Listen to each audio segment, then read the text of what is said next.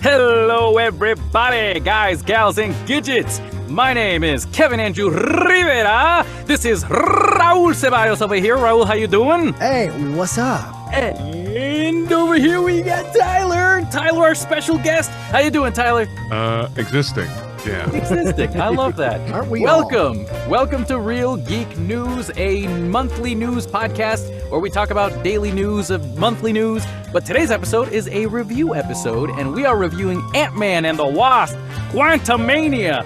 Spoilers alert. Without further ado, we will be discussing them all. Gentlemen, we are going to begin how we always begin these episodes, with the reviews and ratings and whatnots and overall thoughts. So if you look at IMDb, we got 6.6 out of 10. Rotten Tomatoes gives a critic score of 48%, audience score of 84%. Metacritic gives it a critic score of 48%, user score 5.9 out of 10. That's pretty crazy and very conflicting stuff. It's all over the place. It's all over the place, and I want to hear your thoughts. What are some overall thoughts that you guys thought about this movie? Raul, why don't we start with you? What are you thinking, man? All right. So, of course, all three of us, we all went out and watched this. We watched this together the other night. Yeah. Actually, this was your second time seeing it, Kevin, right? You had already seen it. Oh, before. yeah. Oh, yeah. I look, here we go. I enjoy this movie a lot. And it took me a couple days to kind of ruminate on it and let it marinate, but it's really interesting seeing the reaction to this movie. And it is all over the place. I mean, take a look at the scores we just read off. And so I'm coming down on, and for a long time, we were talking and everybody's got their issues with it. And I'm like, yeah, I don't know. But then eventually I was like, you know what? Screw it. I did like this movie. I enjoyed the hell out of it. I had a lot of fun. Does it have its problems? Yes, it has a lot of issues. But for me, bottom line, I had a great time watching it. I just had fun, and it was an enjoyable, entertaining experience for me. And I'll get into what I didn't like about it and what I did like about it as we go through the episode. But yeah, I just had a good time watching it. Heck yeah. Tyler, what about you? Some overall thoughts of this movie? Like, I'm not the biggest MCU fan. Like, overall, I'm not, like, super into the lore, the comics, and all that. So going into it and not having seen recent films or even the shows that have been coming out, it felt kind of overwhelming. But I did enjoy my time at the theater. I won't lie about that. But it was just, it was a lot going on in one film. Yeah, especially if you're not following everything else going on. This has got to be very overwhelming. Yeah, like you said. Yeah, dude. I can't imagine people trying to step into the multiverse saga right now who've never seen anything Marvel before. Right. They're gonna walk into this movie and think, "Oh my God, I feel like I need to watch 7 more movies before I watch this one. What's going on?" It's kind of interesting. When I went into this, as Raul, you said earlier, I watched this movie twice already. The first time I watched it, I got out of the theater being all like, "Oh, whoa, is the MCU dying? I think the MCU might be dying. This is kind of scary." And then the second time I went to watch it with you guys, I had a more fun time because I felt like mentally I knew what to expect in the movie already. But I was kind of watching more of everybody else's reaction. And I think this is the reason why a lot of the ratings look like they're kind of divided, because there's a lot of people who really hate it and a lot of people who really love it and they're okay with it. And I saw how much fun moviegoers were having during that second viewing. There was this girl sitting next to me who was with her boyfriend, and she was like reactive, very responsive the entire time, having such a good time. Even at moments where I thought like, that scene needed work, whatever. She was having a blast. And I'm like, okay, so maybe regular movie-going audiences might be enjoying this, and maybe the MCU fans might be struggling a little bit, half enjoying it. I'm not really sure. I just know, for me specifically, I did enjoy this movie. Is it top tier Avenger level type of film? I don't think so. Raul, where would you put this movie out of all the 29 plus movies right now? Well, I'm not going to rank all the 30. It's 31 actually. 31. This is the 31st MCU film. Yep. Jeez. which is really interesting because you think about Baskin Robbins, the Baskin Robbins reference, 31 flavors. 31 It's the very first film. Oh my God! Wow, that's really they totally did that on purpose. They might have. No, I'm not gonna rank it within all of them, but I will say within the recent stretch of films we've had, this is the first film in Phase 5. Compared to Phase 4, I like it a lot better than a lot of Phase 4. I liked it way better than Love and Thunder. I'll say that. I even liked it better than Multiverse of Madness, to be honest. I thought it was a lot of fun. I thought it was more fun. I had more fun watching it than Multiverse of Madness. How about you, Tyler? I have not seen Multiverse of Madness. And I did see Thor: Love and Thunder in theater with a bunch of friends, and I enjoyed it for what it was. You know, it's not to be super taken seriously. Anything. Right.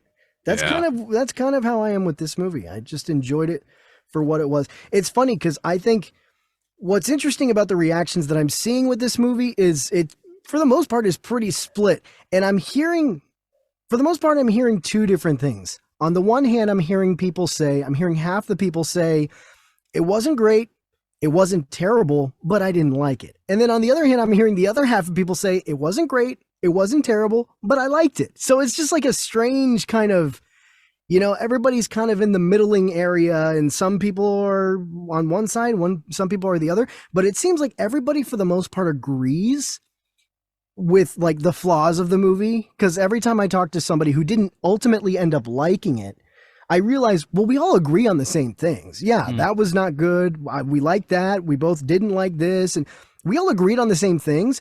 But for some people it works, and for some people it doesn't. Yeah. That's what I'm noticing based on all the criticisms and the reviews and us talking after the movie, which is a very interesting thing. Yeah, I think fascinating. I'm kind of in that position where, like, when I hear people saying, it sucked, it was the worst movie ever, I'm like, I don't think it was the worst. There's so many other movies that are way worse than this one in the Marvel Cinematic Universe. Right. Thor: Dark World, I'm looking at you. Yeah. But, it's enjoyable, and I feel like we do live in a day and age nowadays with these MCU movies where we have such a high standard now of what needs to be perfect about the MCU, blah. Like, the magic of the MCU from Phase 4 or 3 and 2 is disappearing. Like, I get that. I would say this movie's kind of like a B- movie, in my opinion. It's not up there with Civil War. It's not up there with, Winter Soldier. But it's in a comfy place. But I thought the really interesting part about this was the fact that, Ant-Man and the Wasp, they're trying to market this movie as like an Avengers level threat film. And yes, I get it. Kang is the level threat character that's going to be the Thanos of our, the next two phases. I totally get it. But at the same time, I'm kind of just, it feels different. It feels like it's not Thanos specifically to me. Like, it doesn't have the same vibe. It's like on paper, this movie should be an Avengers level threat. But the way it's executed, I mean, we'll get into it, but I personally, I think Kang is a very formidable villain here and very well done. And I love what Jonathan Majors was able to do with this role.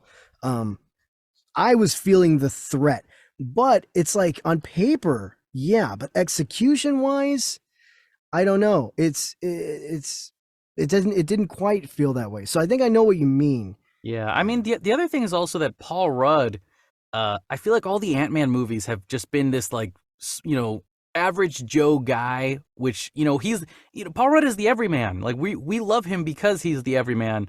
And we see him now in this third movie where this movie isn't about just being an everyman. It's about this Avengers level thing. And so I'm kind of torn because I want to see Kang, but at the same time, is it ruining this Ant-Man trilogy and the what they're trying to do with that franchise? I don't know. Tyler, any thoughts on that? I mean, they're using the movie more so as an introduction, a stepping stone to Phase 5, right? So you saying that he's the everyday man and had this kind of vibe for the Ant-Man trilogy so far, I think it's kind of a way to tear apart away from that and showing that, hey, things are going to get a lot worse. Ooh, and that's why he's here. So you may see it as, oh no, they're changing what I enjoy about that trilogy from Ant-Man, but it's just, foreshadowing that things are going to have a big change coming up. Oh yeah, and well, that's something we'll definitely be discussing by the end of this movie, because a lot goes down. But I Raul, you're so right though. Like in writing, this does look like the perfect storyline to be putting out.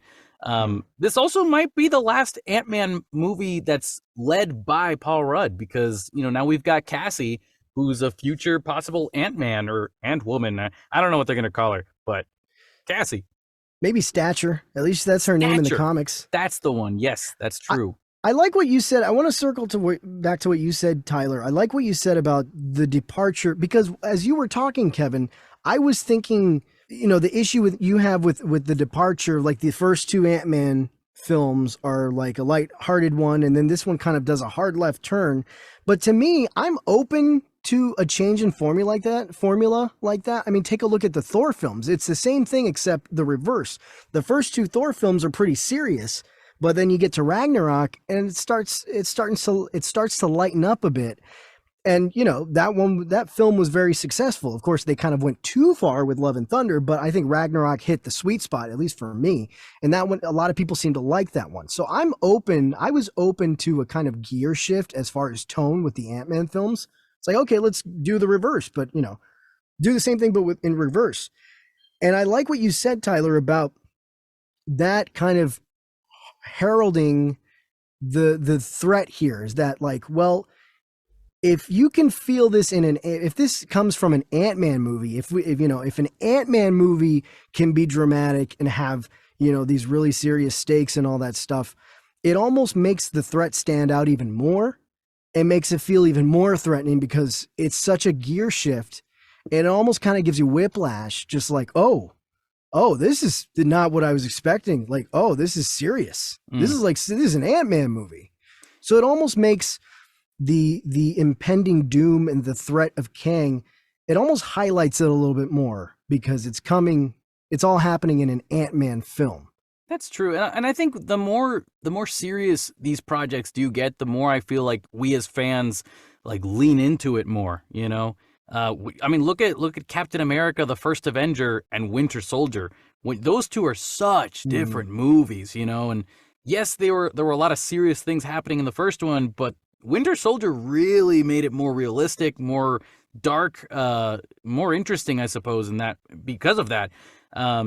So I think this one, if you guys remember, I don't know if you guys saw the What If series, but the episode with Hank Pym where he kills the MCU or the Avengers. I like that one. When you see how seriously dangerous Hank Pym can be, it kind of makes you want to lean into that more, because there is more possibilities of what the Pyms can do and what the Ant-Man powers can really bring to the table. But with that all being said, why don't we jump right in to our movie here from the beginning to the end, as you all listeners know that we do. Gentlemen, are we ready? Let's do it. Let's do it. So we got our first sequence here. During her days of entrapment in the quantum realm, Janet Van Dyne sees a ship enter the world and crash land in a far-off distance.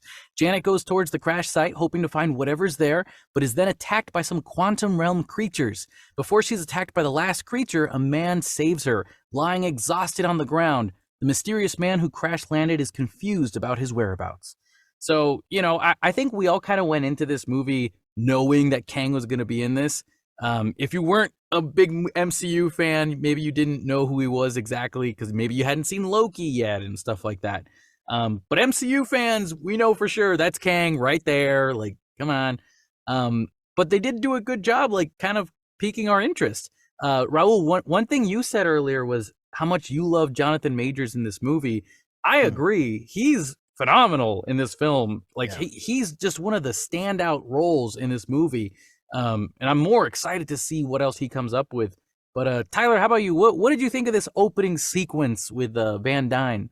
I when I was watching it, I didn't really have a full understanding of what the quantum realm was. So I was like, are we in space? Where's is there little like Star Wars-esque aliens going around helping out the crops? Like I'm so lost here. It does look like it might as well be like another planet. Yeah. Oh yeah. I guess that's a really good point then. I guess people who don't really know what the story's going to be about yet, if you're not like hardcore studying it all up, you walk into this movie and not really knowing what the heck's going on, because it does look like it's just outer space. And that comparison comes up time and time again, at least for me.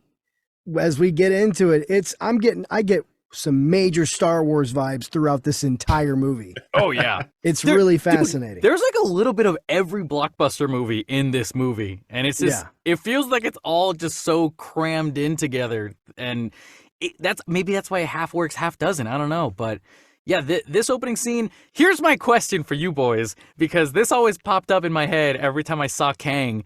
Van Dyne, Janet's like a young woman basically in this scene, and so is Kang. Kang does not age when Janet Van Dyne leaves and becomes old in those 30 years. She becomes old in the quantum realm, but Kang does not. What's up with that?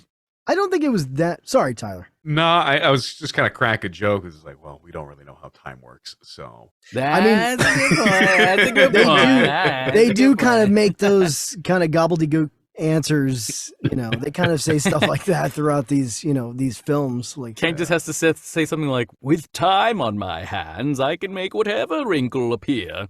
I don't know. David Tennant just pops in and goes wibbly wobbly timey wimey stuff. Oh yes, of course. All right, we get it now. We can move on then. Yeah, of course. But I don't think, because by the time Kang shows up, Janet's been there for a long time, so she doesn't look that much different from when we ended up seeing her in like present day. She does look older. She doesn't look as young as she did when she first got to the quantum realm.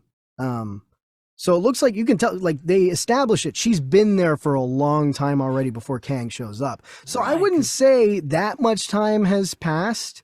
Because she did have white hair, right? In that opening sequence. She had like salt and pepper grayish hair at the time, and then by the time we see her in the present day, she's got like full on white hair. So it's not that much of a difference. So I guess you could feasibly say that like Kang has probably aged the same amount. You just can't see it, as obviously as you can with Janet. Maybe like Kang was 25 when he landed. Now he's 35. So like you can't really see too much of a big difference. Yeah. Kind of thing. Yeah. Okay. All right. That makes sense. I'll allow it, I suppose. I'm giving this to the movie. I mean, it's not too, it is it's one not of too those far-fetched though. It is definitely one of those things where the truth is I shouldn't be thinking too much about it. Don't look too much into it, or else it's like the whole Captain Marvel, how did she carry the ship back to Earth kind of thing in Avengers. But yeah, that totally makes sense then. But overall, I think this opening sequence was pretty cool. In my opinion, the flashback scenes are one of my biggest favorite parts about this movie. And also, dang, does the CGI look really good on Janet Van Dyne, because they're trying to make her, they de-aged her, I think, for this scene. So, man, it just, again, Disney trying to show off how good their CGI looks for all this de-aging stuff. It is getting better and better, the de-aging.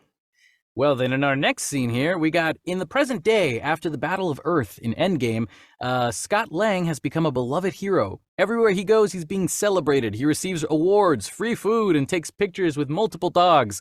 He's been living happily with his girlfriend, Hope Van Dyne. Finally, we see him reading his own memoir for children at a bookstore, saying things like, "Look out for the little guy." Finally, the county jail calls him about his daughter. Tyler, don't you dare. Language. So Tyler, let's start with you. What did you think about this sequence? Oh man, it's kind of like we said earlier. It has that Ant-Man feel of just kind of like happy vibe, like like that energy to it, which you would expect from the film itself, from the trilogy. Yeah. So going into it, I was like, okay, it's like familiar. It's familiar. Okay, it's a nice we know feeling. This. Yeah. I feel that. Yeah. I specifically really like the thank you, Spider-Man. That whole thing. Getting free food. Like yeah. That was in the trailer too. I laughed when I saw it even then. Man, in the theaters, again, I seen it twice, and both times the theater burst out laughing, even if they'd seen the trailers. Like it's funny. That guy's so funny. He's because it's like the running joke with Scott, right? He's the one that nobody remembers. Even Kang, Kang, aren't you the one? Are you the one with the hammer? Like nobody remembers who he is. So I love that they just keep bringing that back over and over again. Yeah, I think there's a lot of good stuff about it too. Just the fact that he's like he kind of has a little cockiness to himself in the beginning because he knows that he's a hero and he's done these things. He's making all this money in bank and he's kind of assuming the position of being famous now and is totally okay with it. Which I don't know. To me, it just sounds very Paul Rudd. Like it's the everyman. What would the everyman do if they were in this position? And I think that works out really well. This is Paul Rudd. This is his strength here is doing these kind of everyman kind of funny moments. I mean, the part where he's reading his book for the kids, like, at the bookstore, like no one could make that work as well as Paul Rudd does, just that whole just cheesiness, yet, he's taking himself seriously, but the things he's reading, it's just like, it's funny and it's cheesy and all that stuff. And he doesn't really realize how cheesy he sounds. Yeah. Have you ever seen, there's like a new interview that came up with Paul Rudd during this movie.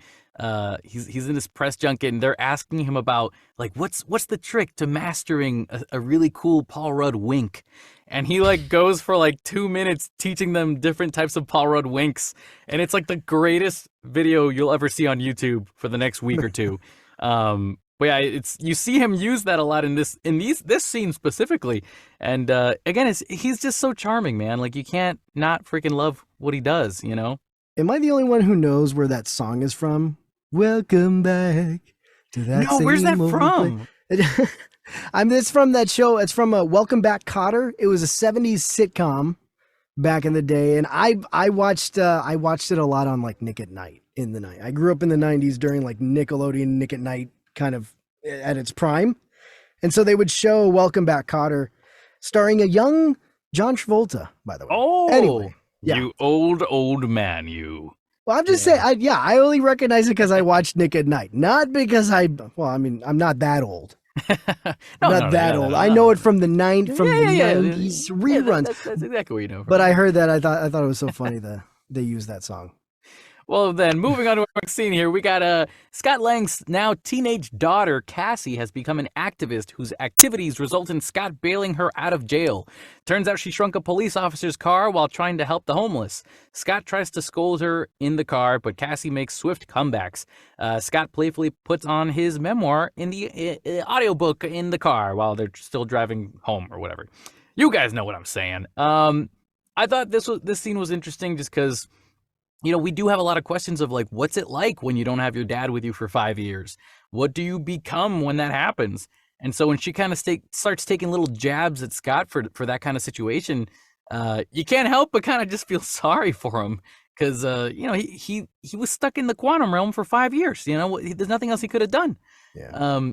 But the idea of her trying to find ways to save him was nice for her to mention later on down the line in the movie. Tyler, how about you? How'd you feel about this whole car sequence? Shrinking the car, the police car, all that stuff. I'm not gonna lie. When she handed back the car, I didn't put two and two together. Like, what's going on? Did she get something that was more embarrassing? I didn't. It's like, what do you steal from a cop that makes him act like that? Like, give it back. like, what was it? And then the car comes. I'm like, oh. Do you like Cassie after seeing this scene, Tyler? I was like, oh, rebellious teenage daughter. Oh no, that's my instinct. I didn't have any other feelings besides that. No, that sounds clear to me. Roel, how about you? What do you think about all this? Yeah, I thought it was funny with the car. I really like that. Yeah, this is just kind of establishing this, like you said, we're kind of establishing what Cassie has kind of been up to during this time that Scott has been blipped, and what kind of life she's leading, what she's doing. She's getting in a little trouble, but she's kind of she's taking a page from her old man, really, because she's getting into trouble, she's doing her Robin Hooding, so to speak, and looking out for the little guy, as it were, just like his dad used to do when he was, breaking into tech companies and I don't know, but giving money. Well, I can't even remember what he got arrested for, but it's something like that. These companies, these corrupt companies, and like giving money that they had stolen back to the people and all that stuff. But she's kind of taking her footsteps, taking after his footsteps there. And I think they did it in like 3 shots too. Like shot 1, you open the jail bar and you see her face, and you're like, Lang, come on out, you've got bail. And you're like, okay, that's shot 1. You know that she's a rebel without a cause. Then shot 2, she sees Hope and her dad, and she's like, oh, hey guys, what's going on? Doesn't even care about the fact that she's in prison right now. She's just getting out, no big deal. Shot 3, give it back. I have no idea what you're talking about, police officer. And then she drops the thing, and you're like, oh, okay, not only is she like her dad, but she also has the Ant-Man powers on her for some reason. How the heck did that happen? Which I thought added more like, interest, intrigue in the character. Because as soon as I saw her for the first time, I felt the exact same way Tyler did of like, oh, it's a rebel without a cause. Okay. But I just wanted her to be charismatic, charismatic about it. That's why I thought the interaction between her and the police officer was kind of nice, because she was like, oh man, that must be so hard for you. Sorry about that. Oh man. Oh, hey, wait, here's your car. Okay, cool. But yeah, I think that's pretty much all I have on that scene. On to our next scene here, you guys. We cut to a scene at, oh, wait a minute, I'm skipping. Scott Lang's now teenage daughter. Wait a minute, hold on a second. I am skipping again. No, you were right the first time. I was totally right the first time. We cut to a scene at the Pym's house, Hope's parents. Hank Pym has made everyone a pizza, changing a small pizza into a large with his Pym particles. Scott finds out that shrinking a police officer's car wasn't the first unlawful thing Cassie's done. It turns out that Hank and the entire Pym family have been assisting Cassie in her hijinks. Hope tries to ask her mother to discuss the quantum realm, but Janet refuses. Hank, Hope, and Cassie reveal that she's been working on a device that can make contact with the quantum realm. Upon learning of this, Janet panics and tries to shut off the device. Excuse me, oh my god. But the message is received, resulting in a portal that opens and pulls the 5 of them into the quantum realm. Raul, what do you think about all this? The interaction between all the Pyms hanging out, having pizza together. What's going on through your head when you see all this? I thought this was a nice scene. I heard Peyton Reed has gone on record in saying that the whole enlarging of the pizza thing, that is a direct nod to Back to the Future Part 2, where they're the rehydrating of the pizza. Oh, that totally where makes it starts sense. off small and then they like hydrate it and then it comes out of the oven or whatever big. Like he confirmed that that's a direct nod to that. So that's so cool. Yeah. And he also saved $8. He saved $8. That's right. And this is where we find out that Hank and Hope, not Janet, but Hank and Hope have been helping Cassie with all these things. And, I guess she's kind of taken an interest. That's one thing I will say that kind of took me by surprise, because it just kind of came out of nowhere. It's like, oh, Cassie's now into this stuff now. Like, all right, well, I mean, we haven't seen her, from Scott's perspective, he hasn't seen her in 5 years. So we haven't really seen her in between, those 2 points in time. So yeah, I guess in those 5 years, she took an interest in, Grandpa Hank's, Pym stuff, his tech, and he's been teaching her some things. Also, but yeah, it was. I didn't mention the ants thing in this summary. That they were training a utopia of ants to do their thing. Because that's a pretty big part that also shows up towards the end of this movie. But also, wait, I forgot to mention. Can we talk about the fact that they changed Cassie from Endgame into this movie? Completely different actress now. They had a completely different actress. How funny would it have been if they do a callback to Endgame and he's, we cut back to Paul Rudd talking to his daughter like, "You've gotten so big. Oh my god, wow!" And then Cassie, the real Cassie, walks up and goes, "Dad, that's my friend." hi, like, oh my God, it's you. I mean, I doubt they would ever do that because maybe they need to keep the drama. But I'm just saying. How shitty would that be though? Calling that actress back. Hey, can you do? Can we film like one quick scene with you where we just kind of, we kind of switch you off with this other girl? Yeah, Sorry, we take it back. It was a joke. You're from It was another multiverse, and we just mixed it up in the casting. Oh, really? Okay. there is a theory about that where they're like, oh, the reason why there's different cast members now in different movies or the sequels, or because of, there's a theory that everybody's in a different part of the multiverse. Like Shang-Chi is in a different universe than Moon Knight is in. I've heard that theory before. Yeah, like all the Phase 4 projects are like taking place in their own universe. Yeah. I don't know how true that. I don't think that's going to end up happening, but I don't think so either. But yeah, it's an interesting one. I guess it kind of explains why nobody else talks about the fact that there's this giant celestial coming out of the ocean. Yeah, no big deal. No. I guess that's one thing. There is a theory about that there's adamantium inside that alien. Oh yeah, that's something that's been going around. That might be the central plot of Thunderbolts. Yeah. Tyler, also, what did you think about all this stuff with the Pym family and the, coming downstairs, getting caught up in the quantum realm? How'd you feel about all that?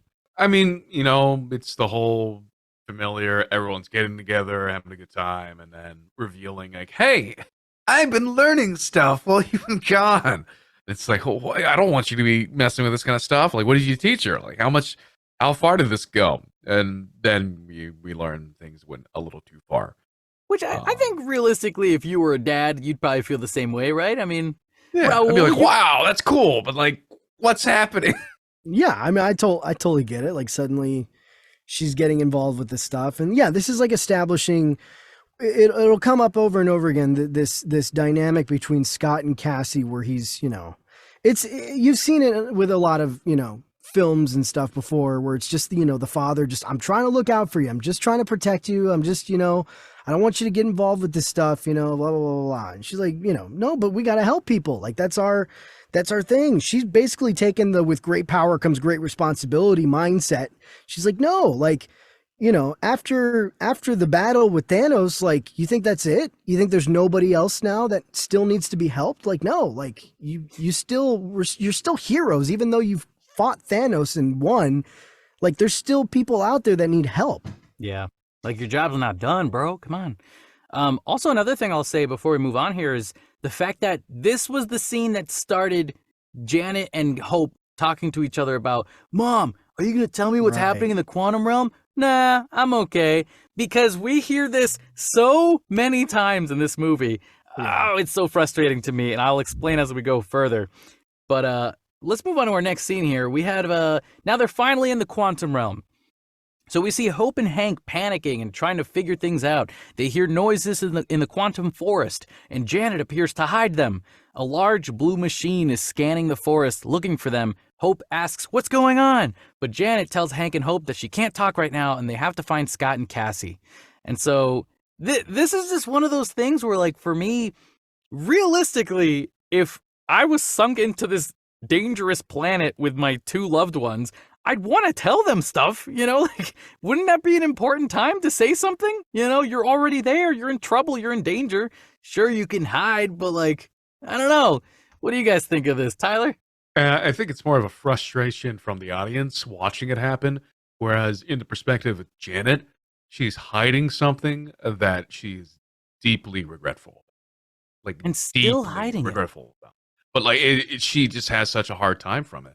From just letting them know, like, hey, I might have screwed up the entire universe. Dang. And you think of the scale of what Kang is. But technically, if you think about it, it's all Cassie's fault because she's the one that made this machine that made them all go into the quantum realm. Yeah, true that. But at the end of the day, Janet just feels regret. Yeah. Lesson learned. If you feel regret, just talk about it because you're just going to make things worse if you don't talk about it. Oh, it's so frustrating. Jesus. This is one thing though that I do have a problem with as far as this movie goes is this whole thing with Janet not wanting anybody to go back into the quantum realm, trying to avoid anybody going back. of course, like they turn on the machine and Janet's, she's freaking out. Like, what are you doing? Like, we shouldn't be messing with this. Like, basically, she doesn't want to go back to the quantum realm. Can somebody then explain to me why she's totally fine with in the end credits scene of Ant-Man and the Wasp? Remember? They're all gathered together. They've just rescued Janet, and they're going to go. Scott is going to go into the quantum realm, right? He goes in, they've got the machine in the van. He's going to the quantum realm, and then as he's in there, everybody vanishes because they all get snapped. So tell me, why is Janet okay with that, but not this? You know what? I was just thinking about that as I was watching the movie the second time, and the only thing I could think of to make that okay was the fact that she knows more about the quantum realm than any of the others do. And whenever Hope tries to ask her about like more deeper questions, she's like, no, I'll tell you what's important for you to know. So like I guess in a way, she's only showing them parts of the quantum realm that are safe to go into, but she can't let them go deeper because if they do, they're going to meet Kang, and she's trying to keep them away from that. She's always trying to protect her family. So basically for that part, she was like, hey, okay, go here.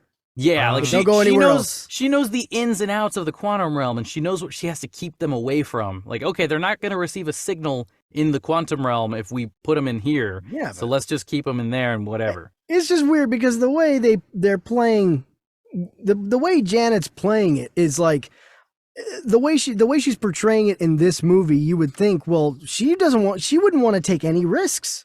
Like, why take any risks? Like, she is genuinely freaked out about being back in the quantum realm and genuinely freaked out about being, being hunted by Kang. Like, you'd think, like, why take any chances? Despite the fact that, okay, yeah, you may know where to go, but like, she seems very traumatized by this. She's got some PTSD going on. I don't know. It just doesn't seem consistent. The other thing I guess I'll throw in before we move on here is it's really interesting the way the MCU fans watch this movie. Because, again, going back to the whole being frustrated about her not saying anything, MCU fans, we know what's coming. It's Kang. We know Kang is the problem, and she's not talking about it. So maybe as MCU fans, the first 2 times of her saying no, we're like, dude, just come on. Like, just talk about it already. Come on. It's so easy. We know what the problem is. If it turned out to be somebody completely different, then we'd be like, oh, wow, you really got us there. That's kind of awesome. But that's not what happened. We see Kang later. So, I don't know. As a regular moviegoer, though, I'm sure maybe there's a different experience with that. I think she should have just, I don't know, this whole thing about like, oh, I didn't want to tell you anything is like, come on. Like, if you want to protect them, why didn't you tell them about Kang? Like, otherwise, look, I mean, they're flirting with going, the quantum realm and all that stuff and sending probes down there. If you really wanted to protect them, you would have been like, look, listen, there's a guy down there. He's dangerous. You don't want to, like, why keep it hidden? I don't know. I just didn't understand her motivations behind those choices. At least tell Hank, right? Because that's your husband, Somebody, yeah. Tell him when you guys are alone together, studying some quantum work or something, and be like, nah, just don't do this, okay? Because Kang's a big bad boy, conqueror. That sounds just really weird out of context. Kang, the bad boy, the bad boy conqueror, Kang. Thank you, the exiled boy. I'll be here all week. Oh. Dang it. Delayed cheers. Dang it. Kang! Anyways, we got our next scene here. Let's see. Scott and Cassie walk around the quantum realm trying to figure out a plan to get out of there. But I wrote something different. Okay. But then they're attacked by a quantum realm sun creature. Scott fights it off, protecting Cassie, and realizes that there's even bigger monsters hunting them afterwards. Suddenly, some natives of the quantum realm appear and save them from the monsters.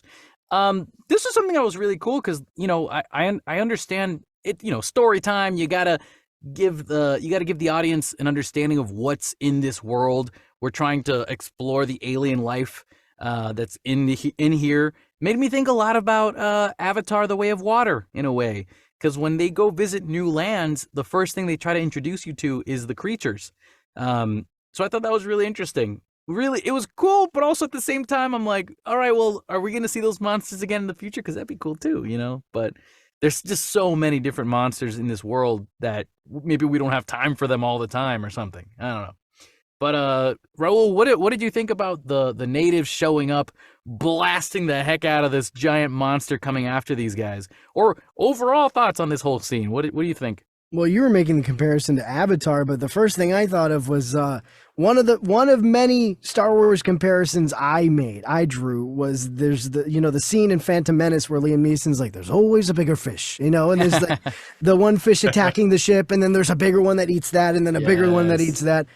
I was thinking of that. I don't know if that was intentional, but I drew a lot of comparisons to Star Wars. Some good, some that kind of made me roll my eyes, but that was one that I was like, oh, it reminds me of that. But yeah, anyway, yeah. So yeah, sure. I mean, here's the thing. Now that we're kind of we're in the quantum realm here, and it looks, there's a lot of the CGI, the stuff that they create. It looks really cool, but it's just one of those things that throughout this whole movie, and this is one of the complaints that I hear a lot of people talk about, and it is kind of a complaint for me.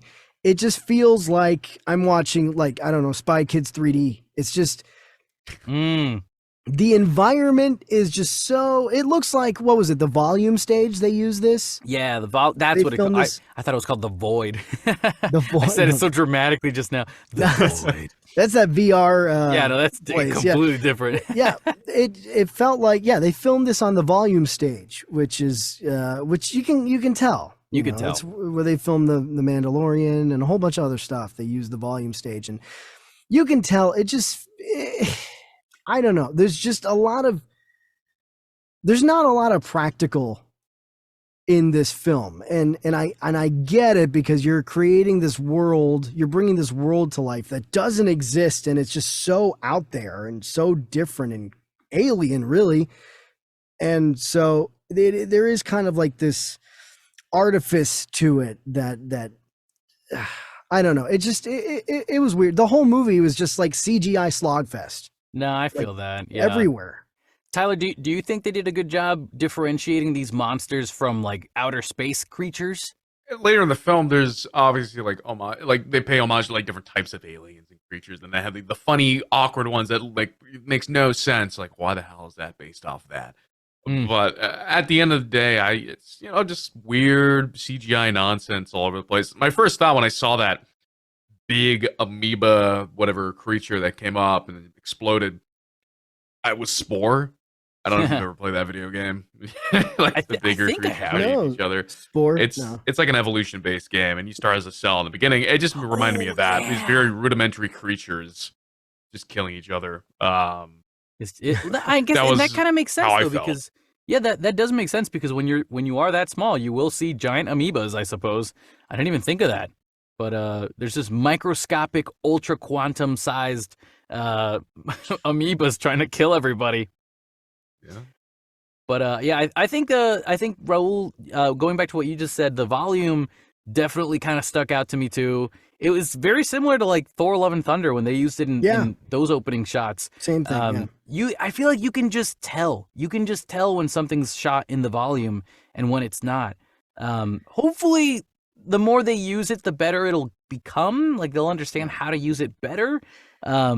But you can tell that the space is smaller too. Like the actors don't have much to go off of. Like they can't run too far off because it's a small space. It's a stage, yeah. And the thing is, like take a look at like the Guardians films. Like there's a nature to the visual, to the visuals of that movie. In those films, they're in space, obviously on different planets and stuff, but things still feel tactile. And they didn't shoot those films on the volume, as far as I'm aware. There was they used, a mixture of stuff like, CGI, practical sets and things like that. And I feel like, because of that, it feels more real. Yeah. There's a bit more, of a tactile nature to it, and it feels more real. Whereas I don't think they did a lot of that in this movie. Like there was very little practical sets, as far as once they're in the quantum realm. Yeah. God, and what a difference between stuff like, You know, if you look at something like the Boba Fett series or the Obi-Wan Kenobi series compared to Andor, like you can tell when the volume is being used in these things. Andor, I think Andor did a lot of outdoor shots. Now, granted, you can't go to the quantum realm in real life, so I get that. I give them props for that. You know, they had to get creative with CGI and all the green screen and stuff like that. But you know, it is something. It's something to think about. You know, it's definitely something to think about. But our next scene here, we have Hope, Janet, and Hank keep walking through the forest. Hope asks Janet again what's going on, who's looking for them, etc. But Janet keeps insisting that they just trust her. Janet notices a large desert field with some quantum natives. Again, this is the third time now that they've asked her, hey, what's going on? And she says, no, nothing. Just trust me. I'll tell you later. I'm like, isn't there a rule of 3? Like it should only be two to 3 times, and the third time should be the time that you mention stuff, you know? And also, like, you're in the quantum realm now. Like, you're already there. Like, what can you possibly avoid now? Like, you just might as well tell them. Yeah, right? And then she's just like, hold on, you guys. I have to go talk to these desert natives really quick. Yeah. Really? Before you have time to talk to them, but not tell us what the heck's going on? Like, come on, Janet, let's go. But it's just silly. It's super silly. Tyler, any thoughts from you? I have no sense of time in this whole movie. Like in the sense of like, there's no sunset, sundown. Like I don't know how long they've been walking around, or if that's a span of 20 minutes.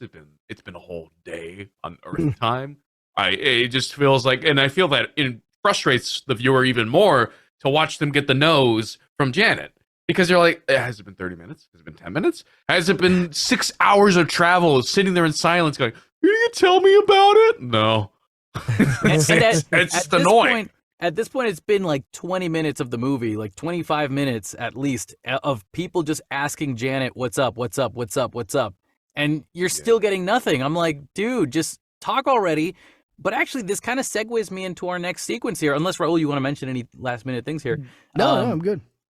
In our next scene, we have plenty of scene changes now going back and forth between Scott and Cassie and then the Pym family, where they're just constantly cutting to the next part. Like it's almost like they skip 2 to 3 hours in their sequences to get to the next part. And so it feels so randomly sped up here.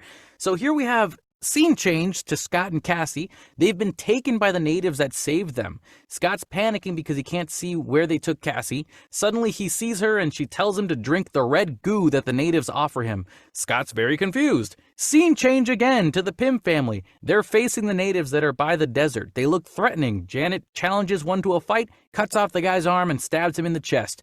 Turns out it was just an initiation to see if she deserved their help. The desert natives give her a flying manta ray looking creature to fly to the city. So yeah, this was just another one of those things where it was just scene change. We got to keep up the pace now because now things have to get really fun and interesting, and we got to distract the audience now because we got to get the story going. I think I could have seen like 1 or 2 scenes that I might have just cut out from this stuff and just moved on so that you could actually pace it better than this. But when you cut to the desert thing, it's like, why don't you just go from, Janet saying, no, trust me. Oh, look, there's the desert thing. Then it just skips to them going to the desert people. I don't know. Am I overthinking this? Raul, what do you think? I mean, it didn't bother me that much. I mean, that happens plenty in movies where the characters are split up and then you're following, you're going back and forth, following the characters as they go through their journey. And yeah, of course, I mean, it's a great, the next time you cut back to them, some time has passed and now, we're just progressing the story. That's all this is helping to do. And it's, it's a device, taking 2 different groups of characters and cutting back and forth between them and checking in with each group. It's a device that's used a lot in films to kind of help progress the plot forward a little more. And I don't know, it didn't bother me that much. For me, it just kind of felt like there needed to be some type of tension in the room in each scene. And right before they were about to hit that sweet spot, they already cut to the next scene. And you're like, oh, okay, well, all right, let's see this next part. And then they do the same in the next scene, and then they cut it short again, go to the next part, so that you can catch up with what's going on over there. Like, that's why my mindset was like, maybe I'm connecting it a lot to Avengers Infinity War, where like, they'll hold scenes for a long time, and then by the time they cut to the next people and they go back to Doctor Strange or something, you're like, oh my god, I almost forgot about the Doctor Strange scene. That's kind of crazy. But that's cool because I was so captivated by the previous scene, you know? It higher the stakes. Well, I'm just thinking, I don't know. I think maybe the reason why in this movie they kind of do it like this is it gives you a chance to kind of take a break a little bit. They just got sucked into the quantum realm, and it's been chaotic and all that stuff. And so these next few scenes are like kind of like, okay, let's take a little break and let's check in with everybody. How's everybody doing? And we get moments with, with Janet, Hope, and Hank, and, the whole thing with, Janet, them trying to get Janet to open up about what's going on. Then you cut over to Scott and Cassie, and it's kind of like they're checking in with each other. We're reestablishing the relationships, the different dynamics and all that stuff. So I don't know. I see it as kind of a breather in the movie before the next big thing coming up. They're kind of like building it up so that we can get hyped for the next thing. Right. That's what I think. Tyler, any thoughts on your stuff? I'd say Raul nailed the idea that it's a breathing section, that of them reestablishing that they've been separated, and now they're trying to figure out their way to whatever direction they need to go. Because obviously Scott and Cassie have no clue what the hell's going on. And they're completely lost. And whereas the other set of the crew are doing their own thing, and Janet's leading them. So it's kind of a question of the viewer of like how they're going to explore and navigate the world they just got stumbled upon into. So I don't know. All right. Well, then, we got our next scene here. Scene change again. Scott is forced to drink the red goo. Suddenly, he realizes that the goo gives him the ability to understand the natives' language. He meets a red goo monster that asks a lot of questions about holes, a man that can read minds, and even the leader of this native group, Gentora. Turns out this group is a rebellion trying to fight against the Conqueror. The Langs are told by Gentora that Janet's involvement with the Conqueror is indirectly responsible for his uprising. Fun fact, which I'm sure, Raul, maybe you already knew this. The guy who's the mind reader in this scene was supposed, like rumor had it, was that he was going to be Mr. Fantastic. But I guess this completely debunked it because now he's a different character. So right, this is William Jackson Harper, and so for anybody who's familiar with the show The Good Place, he's Chidi from The Good Place, which I love The Good Place, and I love William Jackson Harper on that show. I think he's completely wasted here, though, to be honest. I feel like all these characters, I just don't care. I just don't care about the whole freedom fighter thing. And I think it was a missed opportunity with this movie to kind of, we're just kind of thrown into the mix, and we don't really get a lot of background on who these people are. Very quick exposition by, what's her name? Gentora. Yeah. But I don't know. I don't really feel for their plight in this movie. I don't think the movie does a good job getting me on board with it. However, I will say this scene, that's the thing, is like I have these issues with the movie, but I am still having fun watching it. So this scene especially, I thought it was funny, the whole drink the ooze, and then the guy, the alien with asking him about holes. Oh, I don't have any holes. Do you have holes? Oh yeah, he has 7. and then Scott is like, oh yeah, I do have 7. Even I remember in that scene, like even I was thinking like 7. Like I had to think about it. I was like, oh yeah, everybody has 7 holes. Pretty sure the entire audience was counting holes. Yeah, I was thinking. Everybody in that moment was like, hey, how many holes do I have? Just like Scott. But yeah, I thought it was a funny scene. And I like the idea. It's done pretty well, where you're like, they're speaking different languages. They're speaking an alien language and all that stuff. You don't understand. They're chanting. They're screaming at him, and you don't understand what's going on. Cassie's over there saying, "Drink the ooze," and she's got the ooze all over her mouth, and we're like, what the hell is all this? And then he drinks it, and then he can understand everybody.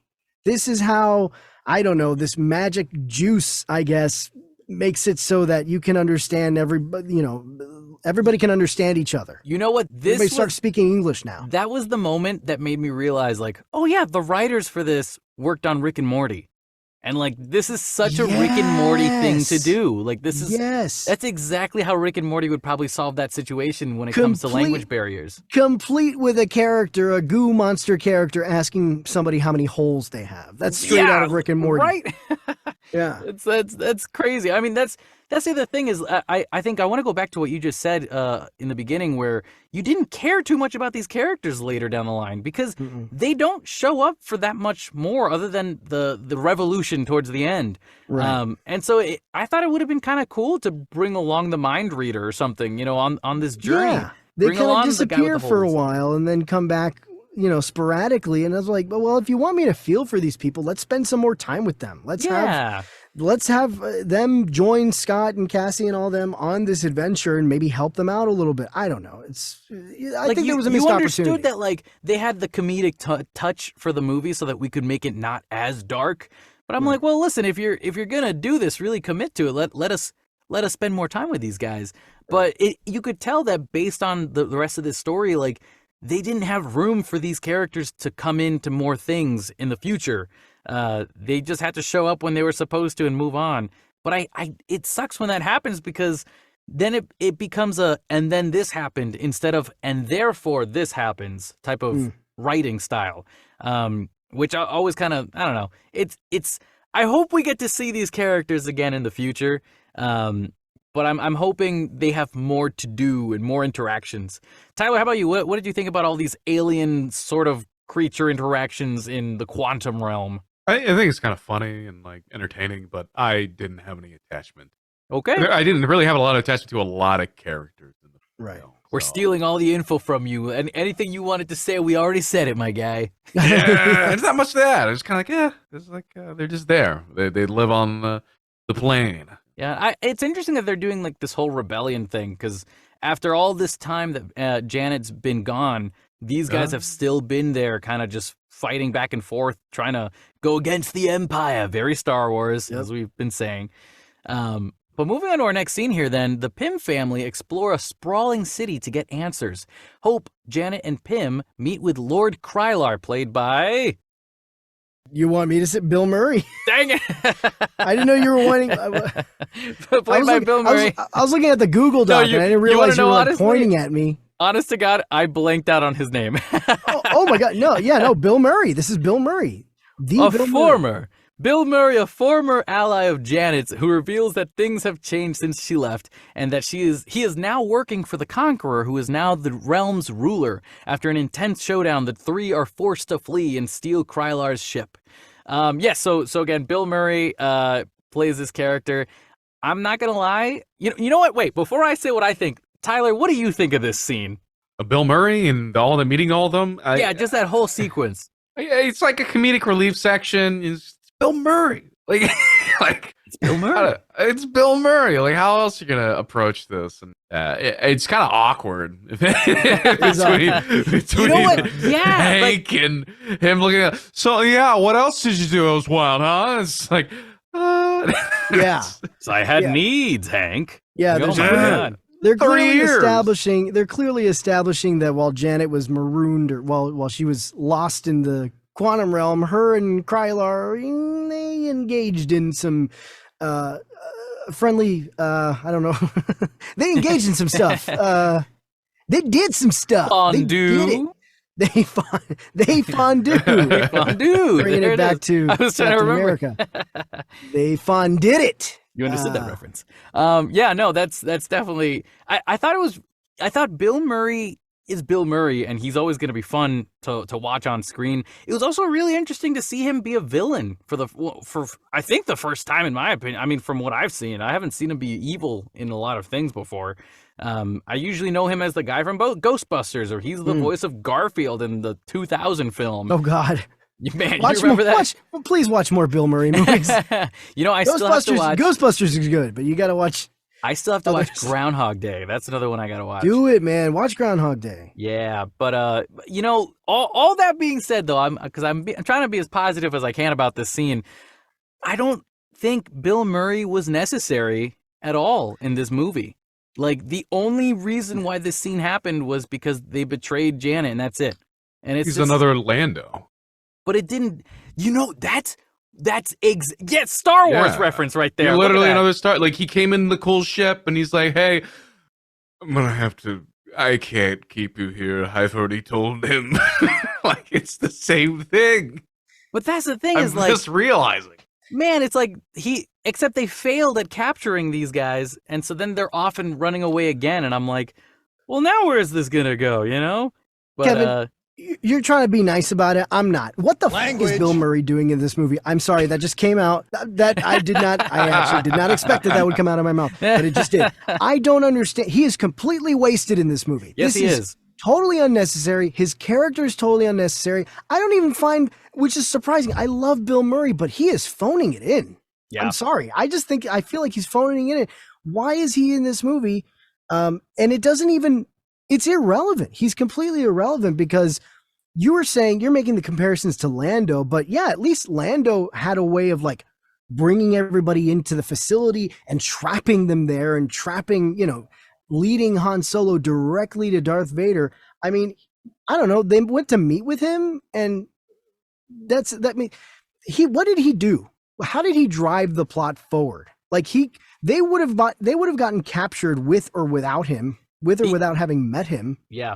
The only thing that scene was trying to push forward was getting Hope and the Pym family more worried about Cassie and Scott, which they were already doing that. So there was I think what you could have done is you could have easily done the desert native scene where they fight the guy and then they're like, oh, have a manta ray, please.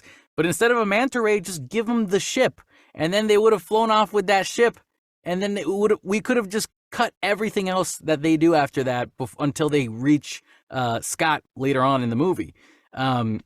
Bill Murray's scene was just pointless. He was completely wasted. I mean, I said I love Bill Murray, and I think he's hilarious. And when I heard he was going to be in this movie, I was excited. I'm like, oh great, Bill Murray in an MCU movie. That's pretty neat. Having said that, he was just completely wasted here. You could tell. I mean, you could tell he was just phoning this in. He just walks in that day. The stories where I'm sure like a lot of people probably didn't even know he was going to come to the set until the day of, he probably just walked in, just kind of, all right, where's my check? Bye. Yeah, no, that's it. I think that being said, Bill Murray was fun. Like the scene itself, he did make it work the way he was supposed to be used in that way, but you could tell he was ringing it in. There was just something hollow. Yeah. The only thing that sequence gave us was the whole Goop changing the language thing, but we already did that in previous scenes. Right. Now these guys have the ability to hear other people in that language. So now we know that. And also, what was up with the broccoli guy? Can we talk about the broccoli guy for a second? They brought him up as a joke to be like, Jesus, that's a giant broccoli man. Oh my God. Yeah. Then the broccoli man comes back again a second time to flirt with Hope. And Hope's like, oh, no. And then we just never see the broccoli guy again. Like we do. We do see him again. We do. He rebels. He's in the rebellion. He's there. Yeah. When Cassie projects herself, when Cassie like takes over and like sends out the message to everybody and gets everybody to rebel, there's a shot that lingers on the broccoli guy, and he turns around. That's right. He turns around and he looks at Kang's like soldiers and guards, and you're like, oh, this guy's they're about to turn on these guys. Oh man, they could have made it so much funnier though with the broccoli guy, because the first time you make a joke about it, like Hank's like, Jesus, it's a broccoli guy. We all laugh as the audience because we're like, it's a broccoli guy. He shows up a second time. There should have been another joke for the second time. Then the third time would have been the kicker, But I don't know. I felt like it was a missed opportunity. They could have done so much more with this thing. Yes, Tyler? What if he died? If we saw steamed broccoli. Kang just zaps him and he turns into steamed broccoli. Everyone else just fizzles. Man. It's like, quick, let's boil him. Oh, that would have been beautiful. I would have been totally for it. I think they could have still had this scene without what's his face? Without Bill Murray. Like it's still the same thing. Like, Janet leads them to this, this kind of cantina again, comparisons to Star Wars. Here's the cantina scene right here. So she leads them to the cantina. They take the drinks, now they can understand everybody. You could have had the same scene, just without Bill Murray there, and just like have Janet trying to talk to different people. Hey, have you seen this thing? You know where I can find this, blah, blah, blah. And then they get caught by the guards, like, I don't know. You could have done all this without Bill Murray because it was just completely wasted. All right. I think enough is said about that. Let's move on to our next scene then. The Langs and the rebels soon come under attack by the Conqueror's forces, consisting of robotic subordinates led by Modoc, who is revealed to be Darren Cross. Bum, bum, bum! Having survived his apparent death at Lang's hands, the Langs are taken to a jail cell in the Conqueror's kingdom. Modoc reveals how he became a giant head and how the Conqueror saved him and revitalized him into Modoc. I do remember when Bill Murray mentioned mechanism of death. What was the name of Modoc? What's the acronym stand for? It's a mechanized organism designed only for killing. Which is Modoc, which is the greatest joke. They make that joke, yeah. Best joke Paul Rudd could have made in that scene. Modoc. But also we get to see a Modoc booty in a flashback, which was something I'll never little baby unsee. butt, yeah. Little baby butt. Little baby Modoc booty butt. But yeah, I think it was interesting seeing the relationship of Modoc, of what Darren has become. This was like their establishing scene of why he is the way he is. But yeah, any thoughts on this, you guys? Tyler, you go first. You go first. I mean, I don't really have. It was kind of like Modoc, woohoo! That was the one character I recognized from the trailer when I watched it ages ago. I was like, all right, cool. We'll see what this is like. And then it is like, that's what he looks like. Okay, we the CGI is a problem. Like, let's go ahead and say Spy Kids 3D is the obviously the inspiration for this design. Maybe this is what Spy Kids 3D would have looked like now if they had done it now. It's just hard. It's hard. He annoyed the hell out of me. Modoc just annoys me. This is not. Oh my God, Rahul. You know what? It's crazy. Like, I have all these complaints, but at the end of the day, I still like this movie. I don't know what's wrong with me, but yeah, he really annoyed me. I did not. He was just nothing but jokes. The whole character was a joke. This whole movie. Like, you know what? When I saw it the first time, I felt the exact same way, and then I saw it the second time, and now that I knew he was a joke, I was like, all right, I think I see it. I understand where you're going with this now. Like, he's a throwaway character in this movie, clearly, because what else can you do with Modoc in the MCU? Like, it's so difficult to bring this guy to live action. So now he's just the jokes guy. I will admit, it did make me chuckle when he went up to Paul Rudd or Scott and was like, "So Scott, we meet face to face once again," and Scott's like, "Yeah, that's a face," like, it's little moments like that where I was like, okay, cool. But that being said, you could tell the actor who plays Darren or Modoc, he's not a comedian. Corey Stoll, he's a great actor. He's a great actor. Very good. Fantastic. I remember seeing actor. him in House of Cards for the first time. He was great on that show. And then he was great as Darren Cross in the first Ant-Man. But yeah, there's just something about, like, why did it have to be Darren Cross? Why couldn't they have just made Modoc his own thing and not make him such a dumb character? I don't know. Just the jokes didn't land for me. I did chuckle at a few things, like the whole thing about, well, don't be a dick. Oh yeah, I'm such a dick. Like, those parts are funny. Like, what was it? I'm glad I at least died as an Avenger or something. Yeah. Which we will discuss more of. Yeah. But yeah, overall, I don't know. I think he was too much of the butt of a lot of jokes, and you couldn't really take him seriously. I mean, this is Kang's right-hand man. This is the guy he trusts to execute his will. He should be at least a little more threatening than he ended up being in this movie. Oh yeah, and you know what? That actually, I think we haven't covered this scene yet, but the part where he starts speaking around Kang, and Kang kind of just tosses him to the wall and is like, "No, you're my stupid little rat. You don't get to talk when I'm talking." Like, you just see Modoc as, like, he's just this lame dude. He's pathetic. He's just pathetic. He really is just a dick. It sucks. That really sucks for him. But I guess once I got to see it the second time, I understood that at that point. I was like, but that shouldn't be an excuse to say he was an okay character by the second time, So I think you've got a lot of good points there, man. It was difficult to kind of take him too seriously, but maybe that was the point. And the face, the enlarged head, there was something uncanny valley-ish about it. Yeah. It was a little unsettling, like the way they kind of stretched his face out a little bit, and it just looked a little strange to me. Tyler, any last thoughts from you? Not really. It's just a giant tube head TV looking dumb Modoc. Giant head. Like, with Yes, stretch resolution. Yeah. That's a great way to describe that, actually. It's stretched resolution. Maybe that's why it felt so uncanny. I mean, that might have been it. Yeah. Well then, scene change. Janet finally tells her family about her encounter with Kang. Finally tells them. This is great.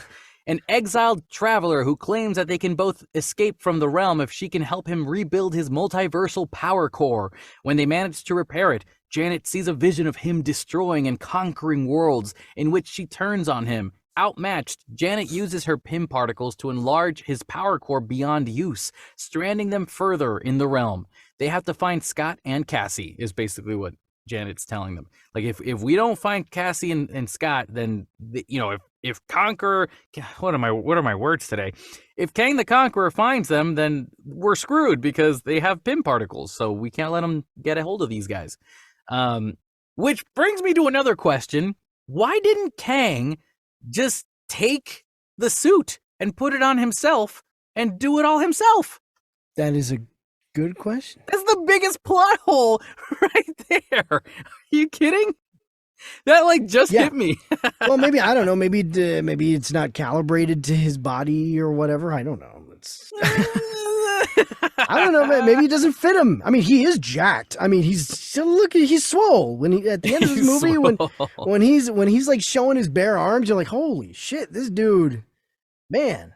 All right, that's a good pretty point. Jacked. I don't know. It did seem like it was nanotech, though, the way that he put on the suit. The maybe nanotech, but I don't know. It's still probably calibrated to Scott's body type. I don't know. Not enough nanos. Not enough nanos for Kang's nanos. body. Yeah, you need more nanos. Body. The more swole you are, the more nanos you need. That's how it works, man. That's just physics, But what did you guys think of just the interactions between young Janet Van Dyne and Kang the Conqueror when they're at this younger age working on these machines? Tyler, why don't we start with you? What do you think of all that? It was like, she's not so alone. There's another human in the air. But then again, I don't know the timeline of which Bill Murray is relevant in her lifetime. In this, when the quantum realm, how far apart is that, or whatever. I have no clue on the relations of that. Man. And then on top of that, you got Kang in there, and they're like two scientists, right? I don't know her experience with other scientists in this realm, or if she felt lonely or whatnot, or this is kind of nice working with someone who is familiar with tech and this new thing to tinker with and be obsessed with. Do you think Kang and Janet totally banged? I don't think so. I don't think so either. That's why she's got Bill Murray. But yeah, I think it's interesting that what you just said, Tyler, about the time skipping stuff, where when did she become more physically attracted to Bill Murray? Was that after she became older, halfway through? How does that make sense? I don't think we're meant to know. I don't think that's important either, to be honest, but it's interesting to think about. But let me mention this really quick. The sequence between the two of them in this flashback was really personal. And I felt like it was really, it brought me in, it made me lean forward because it was such an interesting sequence. Again, Jonathan Majors, he's an incredible actor. And these scenes with him and her talking to each other really did it for me. You got to see a third dimensional character instead of a two-dimensional. And I thought that was really beautiful. You could see in him the pain of being rejected and being betrayed by his own kind, by literally himself. But I think, even just him being this kind, loving person in the beginning, I believed that he was a good person. I almost went, is that not Kang the Conqueror? Because that's got to be Kang. He's got the scar on his eye and everything, But Raul, how about you? What did you think about that relationship? I really love, anytime Jonathan Majors is on screen, I'm really just enthralled. I love this scene. I really think this is a good scene. I think they have a good interplay, Michelle Pfeiffer and Jonathan Majors. And this, he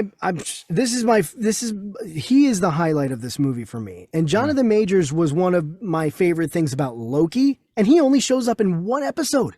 He only and the acting that he does just in Loki I was so blown away, and I was so impressed, and that got me excited about seeing this guy again show up as different versions of himself. And even on top of that, I'm a sucker for when an actor is able to show different sides all in like one movie or something, like, the James McAvoy movie Split, the M. Night Shyamalan movie Split.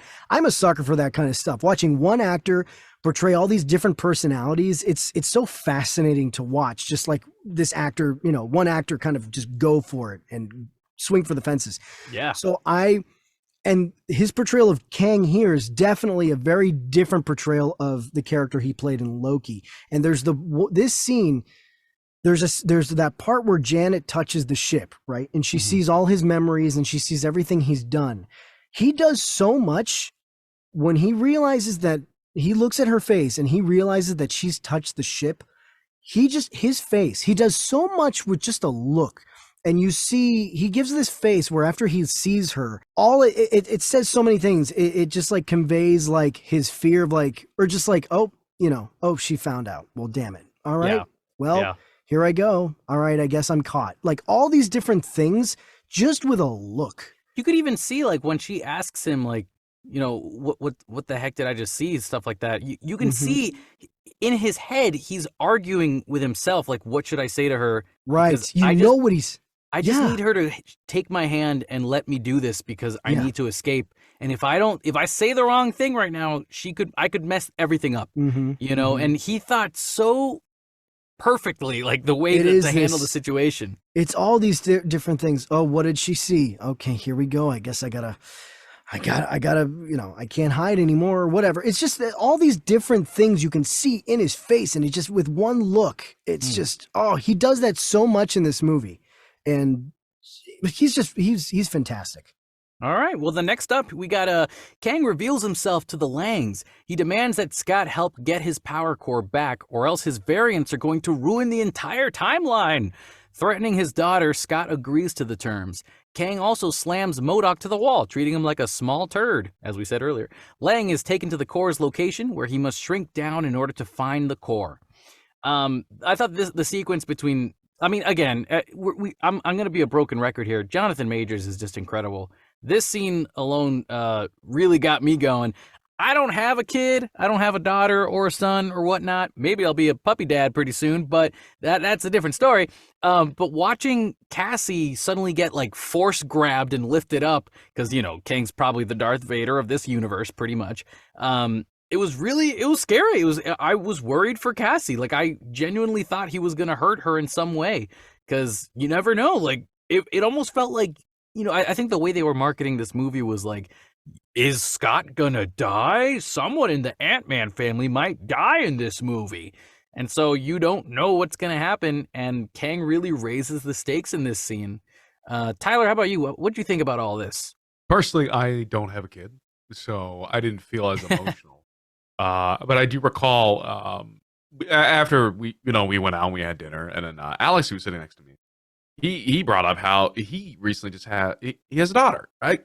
And so things like these kind of scenes now speak to him emotionally. He feels the frustration, the anger, and as if that were his daughter, if that were to happen to his daughter. So from my perspective, I don't feel anything about that scene as much, not as powerful. But from the perspective of a parent like Raul, that would definitely be a very powerful scene. Yeah. I mean, but even if you don't have kids, it still is a good display of his power and what he can do, and the threat. You don't want to mess with him. And again, Jonathan Majors just sells this with his acting talent and everything. He puts it all in. You can tell this guy means business. And and I do have a kid also, and that was that's one thing. It's one of those things that it hits me a little differently now that I have a kid versus before, where especially when he's like, don't you touch my daughter again. I was like, oh yeah, you tell him, Scott. Well, you know what, man, Kang's response to that, when Kang, after Scott says that to him and Kang goes, then get what I want. I was like, ooh, okay, like we're getting some fighting spirit happening over here. Okay. Like if Kang the Conqueror said that to me, I'd be like, I don't know, maybe my daughter's gonna die. Like I don't know. Like that guy seems really threatening. Now, was this in the movie? Like, I don't know. Did I miss something? Did he not do the deal with him where he says, if you do this for me, I can give you that time back? Was that just in the trailers? He mentions that, but the trailer twisted as if that were to give him time back with her as a younger girl. Right. Yeah, Because he was I think the blitzed. trailer was edited that way. Yeah, it whereas was this was like time as in you get to still live and exist with her, whereas instead of me just killing you. So the terms of the deal are different in the movie than they were in the trailers, because honestly, I kind of liked. I'm sorry, Kevin, you were gonna. No, go ahead. You go ahead. I liked how in the trailers that was the deal. I liked that because I guess I don't know.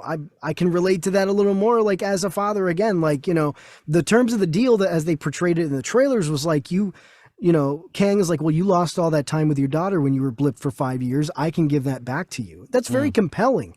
Yeah, but I guess in the movie, it's not that at all, huh? I think it's more of just holding her hostage, right? Yeah, and then he just kind of like doubled down and broke the promise, right? Which it was kinda, he lied. That's where it kind of felt like it was more of a two-dimensional villain when he just was just do this thing or I'll hurt your daughter. Okay, but like I think that would have been really cool too. Like do this for me and I'll tempt you with something very valuable for you. Like that sounds far more interesting for a character like Scott Lang, who's the everyday man or the everyman. We would all want that if we were, if that was taken from us in our lifetime, I think that could have been a compelling theme for this movie, is just Scott dealing with that in general, the time he lost and lamenting the time he lost. And here comes Kang with this offer. And it's like, I thought based on the trailers, I thought that was going to be the driving force behind this movie. I thought this was going to be an overarching theme. Because I don't know if you remember when we talked, when we did our review for Wakanda Forever, that the original script, before Chadwick Boseman died, was going to be about grief and loss, but instead of grief and loss over the death of T'Challa, it was going to be grief and loss over lost time. They were going to deal with that. How do you deal with having been blipped for 5 years and then you come back and there's all this time that you had lost, but they changed the script. So they still haven't tackled that angle yet. And I thought they were going to do that with this movie, but it doesn't seem like they do. Oh, they don't do it in Star Wars, so they can't do it in this one. That's right. What they were thinking. We're sticking with all the Star Wars, sticking straight to the T, right? They're like, guys, I'm telling you, force choking daughters, Lando Calrissian. Like, come on, we got to keep that going, you guys. But moving on to our next scene here, we got Scott is nearly drowned in a sea of variants of himself, including his Baskin-Robbins variant. But Hope arrives and helps him acquire the power core. However, Kang reneges on his deal with Scott, keeping Cassie, then capturing Janet. Modoc helps destroy the Pym's ship with Hank on it, or in it. Now, he's not on it. That'd be weird. After being rescued by his aunts, who were also pulled into the quantum realm, rapidly evolved and became hyper-intelligent, Pym helps Lang and Hope as they make their way to Kang. Let me just talk about this whole sequence thing. Like what was it called? What did they call this? Something storm? Probability storm? Probability storm. The probability storm. That was. Listen, I don't know anything about the quantum theory and stuff like that. So when I hear stuff like that, I'm like, okay, yeah, that makes sense. That's fine. Like, this is definitely one of those, like, I'm a regular moviegoer. Yeah. I'm not like a boy genius. Like, I'm just not a normie. Yeah, like, that makes sense. It's a comic book movie. Okay. Yeah. I just accepted it for what it was. I did too. Whereas I think our buddy Alex was like, that's not even a real thing. That's not how that works. And I'm like, I can't even describe Schrodinger's cat correctly. And it's like, okay. Yeah, like that wouldn't have worked. Like, well, I don't know anything about that, but it was a cool scene to me. I don't know. Yeah. I mean, essentially, that's how I responded. It was just, it seemed cool to me. I don't know. It seemed awesome. But Baskin Robbins, Paul Rudd. Oh my God. There was a part of me that was like, why? Why are we doing this? Why not? But then that's the other part that came up was why freaking not, man? Why not? Baskin Robbins, This is man. this is one of have ice those cream? things that for me I have fun with. You know, this is what makes this kind of stuff that I like. It's a very Paul Rudd-ish thing to do. Right. Only he can make this work. And it's funny when the Baskin Robbins Scott shows up, you can hear one of the other Scots in the background be like, "Can I have some ice cream?" Like, Yes. Does he have ice cream? Does he have ice cream? Yeah. Yeah. I don't know. I thought it was funny. Tyler, any thoughts from you on this? Not really. Like from the particular scene of the whole variance, and then moving on to the rest of that section you're talking about with Kang and the deal with Modoc, Kang's deal with Scott and all the Cassie, and then Modoc destroying Pym's ship with Hank on it. But I will say my favorite part of the Ant-Man movies are the ants. So like seeing that, I was like, oh hell yeah! Like that's what I like. I mean, So. when they did the flashbacks of how the ants came to be the way they were in this Oh movie, yeah, that was so cool. that was hilarious. The idea of a utopia made of ants, that was pretty good. It is kind of funny that like you get, I don't know how far into the movie it is before you realize, oh yeah, we should probably have ants in the Ant-Man movie at some point. Yeah, when are those guys showing up? That's interesting. So far, the movie's just called Man and the Wasp, you know? But moving on to our next scene here, we get a scene between Kang and Janet where she scolds him for doing all these terrible things. Kang presents her with his plan, sending his entire civilization in the quantum realm to the world above. Still imprisoned, Cassie rescues Jentora, and they commence an uprising against Kang and his army. Kang sends Modoc to go kill her. I think the thing that I liked about this sequence was the fact that Kang was just like, "Mwahaha, I'm an evil villain. Here's my evil bastard plan, you know, dastardly plan." I think that's the word I'm looking for. And you know, or bastardly. I don't know. his bastard plan. But no, I think that was interesting because I was like, okay, so that's the plan that he's always had. Okay, finally, let's just get to it. But the prison break was really cool because I was like, of course, it's Cassie's gonna do that because her dad is her dad, and you know she knows how to break out of prison apparently now. But any thoughts from you, Raul, on all this stuff with all the Kang stuff? Well, this is the scene where he goes into the exposition, right, about like what exactly happened between him and the other Kangs, right? Yes. Yeah. Okay. I'm still a little fuzzy on just how the events occurred and like how the multiversal war got started. This whole backstory, I should have like rewatched that last episode of Loki again just to refresh myself, but I don't know. I'm still kind of fuzzy on how this all happened. I'm trying to think back. I'm trying to think about this, and also think about what we learned in the last episode of Loki, and trying to figure out. Okay, so all the Kangs like started messing with time, right? And I guess this Kang is the one Kang that was like, this is dangerous, or so he was the most dangerous of them all. And all the Kangs they have like a huge committee of Kangs. Right. They all agreed we have to do something and gang up on Kang the Conqueror and take him out of here because we can't have him messing with us because he's gonna kill us all. You know? Yes. So I was gonna say, why was he the most dangerous? But no, his solution is because in his eyes, all the other Kangs were ruining the timelines, right? Because they were interacting with each other. They all discovered how to travel the multiverse, right? And Kang, I don't know what to call him, Kang Prime, I don't know. The Kang we're following in this movie thought that was ruining everything, right? So his solution to that is to prune other timelines, essentially go to different universes and different timelines and destroy them. Yeah. I guess. Whereas most of the Kangs are going back in time because they like time traveling and they like to, take over whatever they have. Yeah. Like I'm just trying to understand because like that's making it worse. Like, well, okay, so this is dangerous. Like the timelines are intersecting too much. Like, okay, so I'm gonna destroy a bunch of them.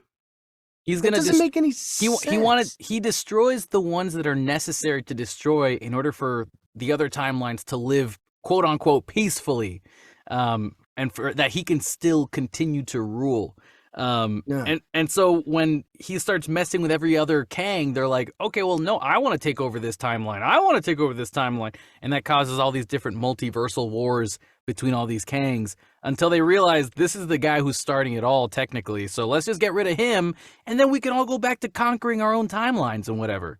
And that, I guess essentially that's what they do. And now that's why he's in the quantum realm. They've banished him to this quantum realm because they're like, hey, this is a place outside of time. He can't mess with us here, so let's just put him here and call it a day.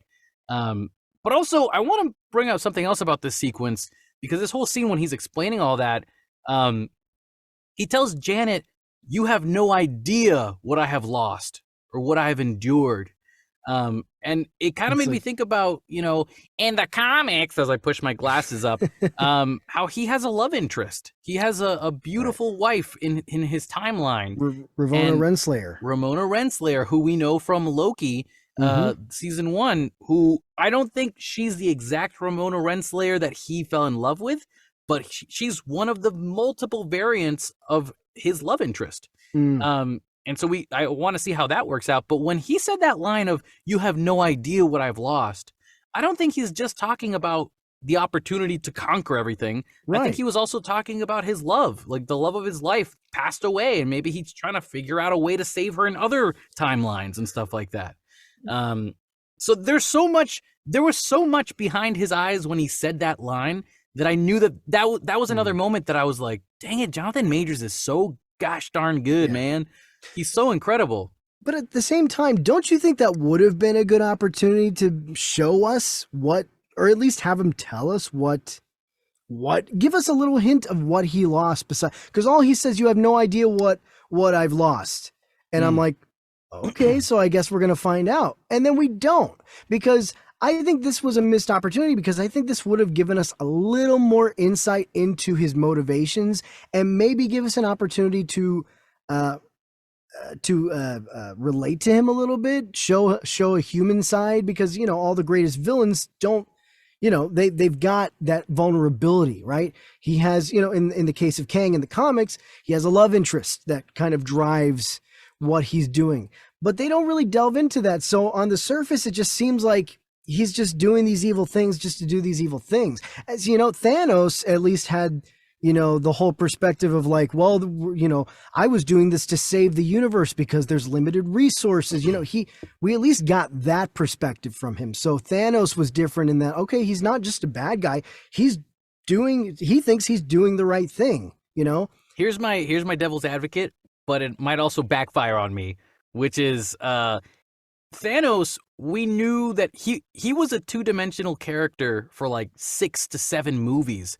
By the time we got to his movie Infinity War, that's when he became 3-dimensional, because we finally had something about his love, his daughters, and the way he feels about philosophy and life and stuff like that, how his people used to treat him. We found all that out in that first Infinity War movie for the Avengers. We didn't know any of that when we first saw Kang after the first Avengers movie in the end credits.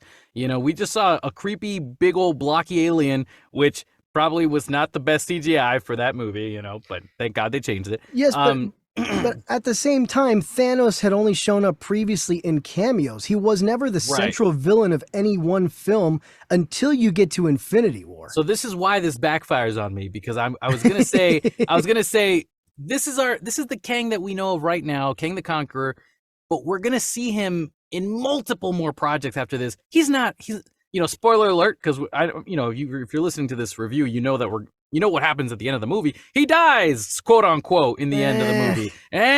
Exactly. It's the MCU. He doesn't die. He just gets shrunk into the battery, you know, the multiversal battery. Like what happened with Darren. Exactly. And so I think he's clearly not gone. He's gonna find a way to control the time and multiversal power in the core that he's inside of, and he's going to find a way to get out there, and that's probably how we're going to get Secret Wars after Kang Dynasty. Again, these are all theories, but you know, we haven't seen the last of Kang. I'm pretty sure we're going to see more of him, and when we see Loki season 2, maybe we'll see more relationship stuff about Kang and stuff like that, and his love interest. We're going to learn more and more about him until we get to the Kang Dynasty and Secret Wars. However, because I already hear Alex saying this, ringing this into my ears, I shouldn't have to watch 3 other projects to find out that this movie's good. You know, I shouldn't have to watch this one movie and go, wait, what is this? Oh, you have to watch 3 other movies before you understand what this is. Oh, okay. But this also kind of gives me like an Age of Ultron kind of vibe. When we first saw Age of Ultron, I would argue that most fans weren't really big on it because they thought it wasn't that great. But rewatching Age of Ultron, it becomes better and better the more you watch it after you've seen all these other movies for the Avengers. Yeah. Because you see what Ultron was trying to prepare for in the future. And so when you see Age of Ultron again, you're like, wow, there's so much in this movie now that makes sense to me.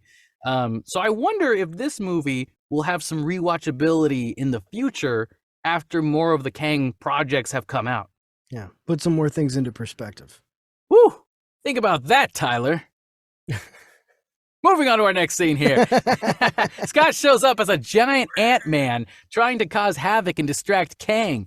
Kang sends out his soldiers and ships to shoot at... Oh my god, let me reread this. Kang sends out his soldiers and ships to shoot at Scott. There it is. During the fight, Cassie is running away from Modoc, and she finds a way to also turn big and punches out Modoc. She then tells Modoc that he should stop being such a dick and be a good guy. Modoc, now Darren, really starts to think about it. So yeah, this is our dude, just stop being a dick. Man, you're right. I am such a dick. I'm such a dick. God, what a terrible thing I've done. But like, also, I thought it was pretty cool that Cassie, you know, had the growing power, because is it weird I forgot that she could probably do that? I mean, I don't know. She never did any tests. Well, as far as we knew, only Scott could do that, because not even Hope has been able to do that. She only shrinks, as far as I know, right? She's never grown. She's never used the growing Pym particles. I don't think so. She's only been able to shrink. So up until now, Scott has been the only one who's been able to do that. I do like that part though, where you know, when her and Scott meet up and they're both giant, they kind of slow down the footage just a little bit to give you that sense that they're bigger, you know, and they're, oh my god, you're huge, oh wow. It's like I'm hugging Godzilla. Yeah, it's like I'm hugging Godzilla. And then I like the line she has, I want some like lemon slices or or like lemon wedge or something. Scott's like, citrus, I know, right? What's the deal? Is that orange slices callback? Is it weird that I thought that was kind of forced? Well, I don't know. It's a callback to Civil War. It totally was a callback. Does anybody have any orange slices? But like, man, it's just that the scene, this whole sequence was like so dramatic, and all this crazy action was happening, and then suddenly we cut and pause to have that moment of, man, it's like citrus, I know, right? Oh yeah. And then they went back to being serious. But like, you know, I get it. They were trying to balance out the good. That's what Marvel does. That's the balance that they do with these movies. For me, just that one moment, it felt like they kind of threw a wrench in just to like stop you from being in the moment of all this tension. And we're like, okay, joke time. Okay, back to the tension. You can go back to it. Tyler, how about you? What did you think of all that? It's kind of like a breakaway. It's the Ant-Man moment of, you know, comedic relief. Yeah. Kind of father-daughter bonding, I guess. That's kind of like, and it's like most of the film, it's him teaching her how to use the suit. There's multiple instances where he's like, you go, swallow up, and he's like doing these uppercuts. Jump tap. Yeah, there you go. There's lots of moments like that. No, you see how he's that's a good point. So that's a really good point. They're teaching her. So I can't. This was like his one time to be like, I'm so proud of you. You did it right. Like you did something really exactly. Cool. Oh, yeah. I guess, you know what? When you look at it that way, that does make more sense. But also, and those scenes were really funny. Like, look, did you see what I did? You see what I did? No, I didn't see what you did. You're like this tiny, dude. What do you mean? But moving on to our next scene then. After punching his way through to Kang, wait, did I just read this part? No. Scott breaks down Kang's kingdom, also disconnecting the multiversal battery, or the power core. Kang comes down from his chamber and begins killing multiple rebels. Scott, Cassie, and Hope appear as the rebels begin to run. An epic fight between the four ensues as Scott grows bigger and punches Kang with all his strength. Just as Kang tries to make them lose hope, Yeah, no pun intended. Hank shows up with his ultra smart ants who spend 1,000 years in the quantum realm. They destroy Kang's suit and he's taken away by the ants. Why did Kang hold back in that fight at the end there?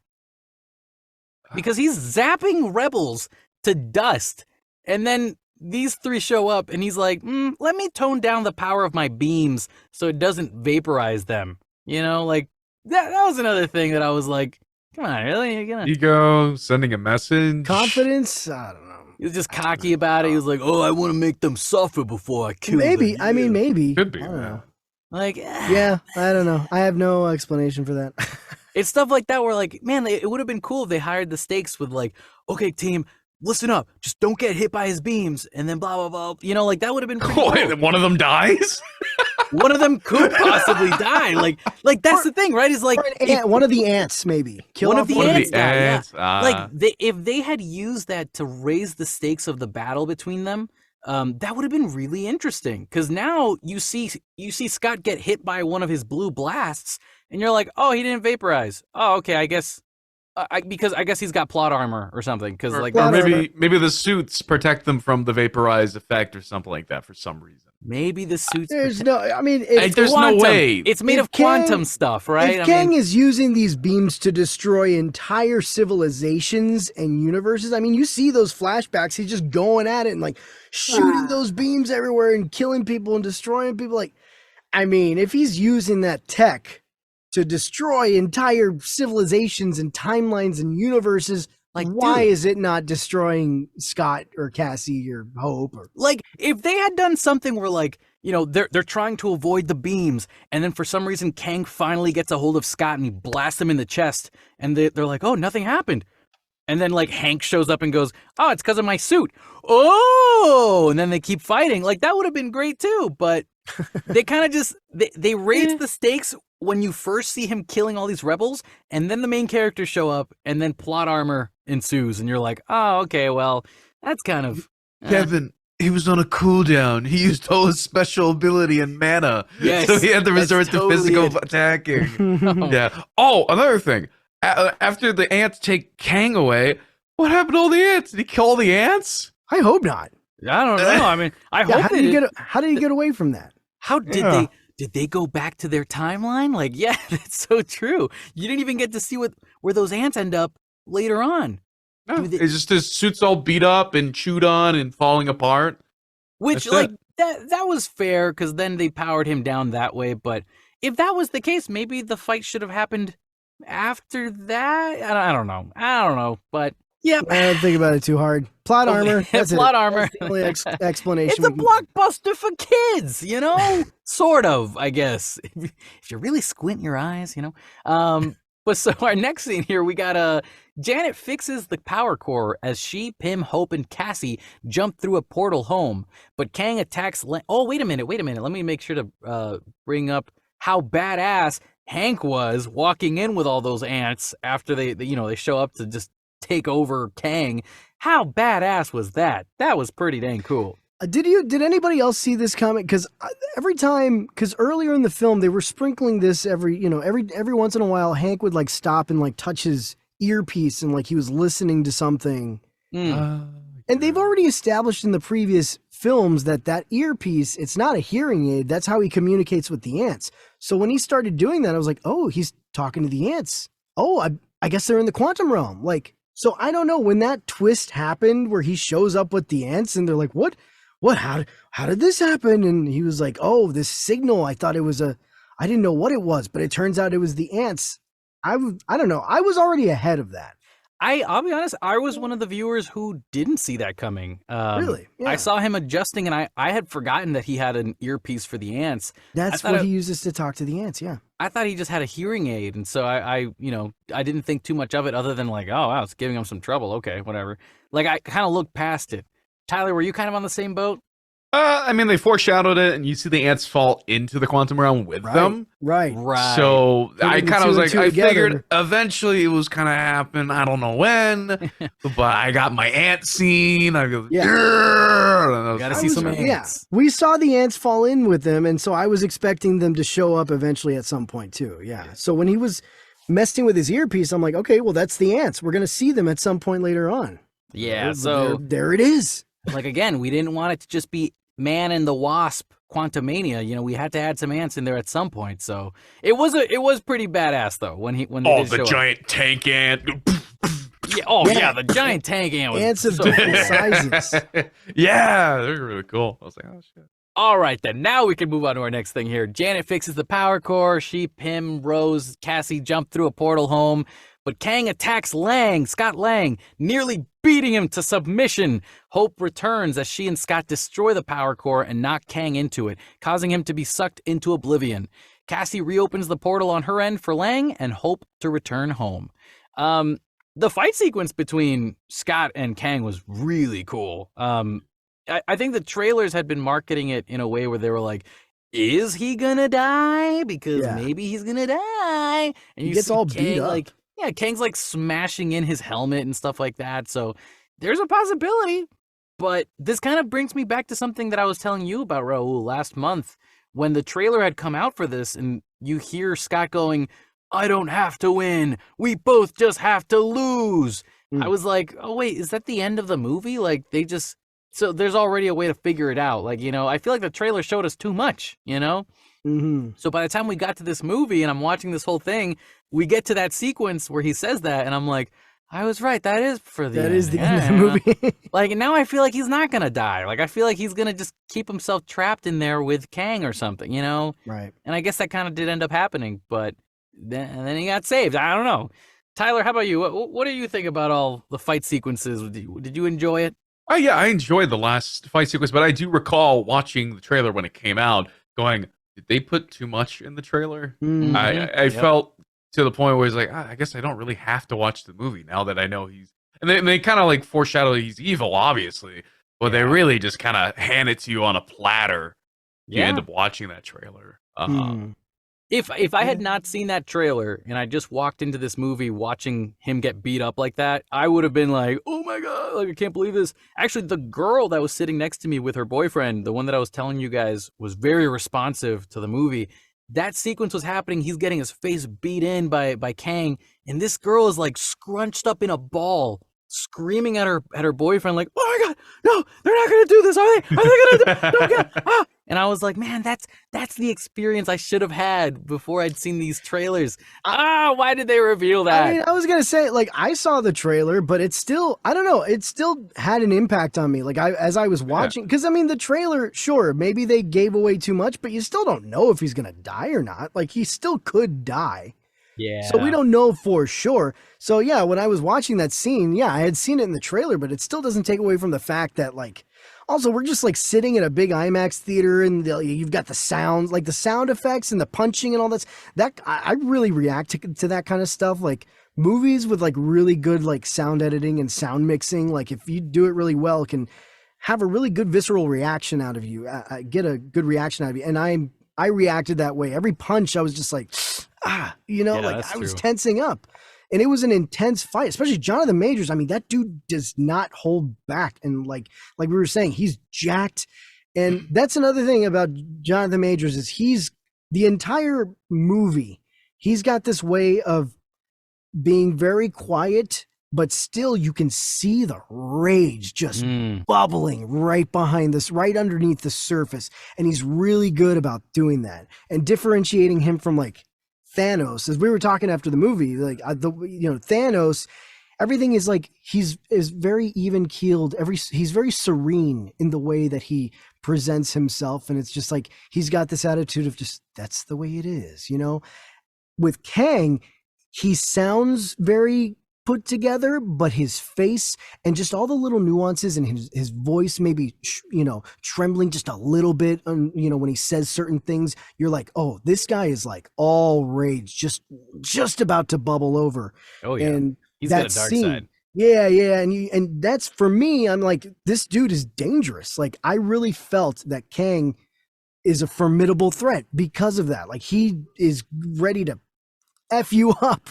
Yeah. And so this scene was like the culmination of all that, where he's just like screaming and going for it. And he's like kicking and stomping him, stomping his face and his helmet. Yeah, it was a great action sequence. I loved all the action sequences in this movie. I really had fun with it. Also, when Kang is running towards the portal to go to the real world, Ooh, yeah. that was so scary because Yes. in my heart was racing, thinking that he's actually gonna make it. Because Yeah. man, I don't know, it's Jonathan Majors, man. He's so incredible. His running just looks so like it's so. Well, that's how you would be. Like I feel like that's how. Sorry, he put Kevin. so much emotion Yeah. into it. Like it was so raw the way that he ran towards the portal that it hyped you up, thinking, "Oh my God, this is how it happens! Oh my God!" Yeah. So when you see Ant-Man stopping him, you're like, "Dude, you're Thank God."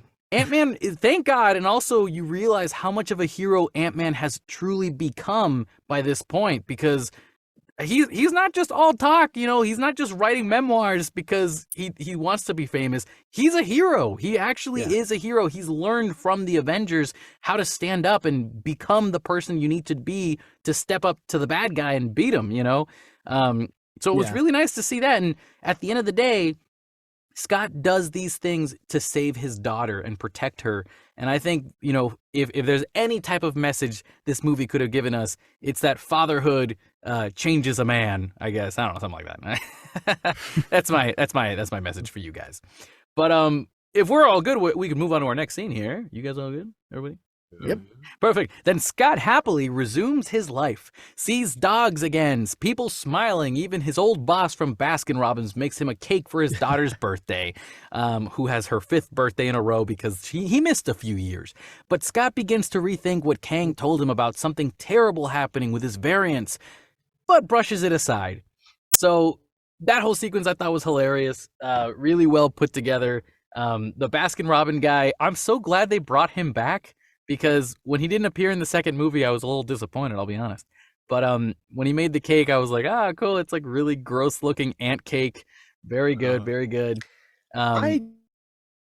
Yes, right. No, go ahead. What do you think about all that? I just get excited. I get excited. Sorry. No, where was Michael Pena and the rest of the crew? I did miss these guys. Pena.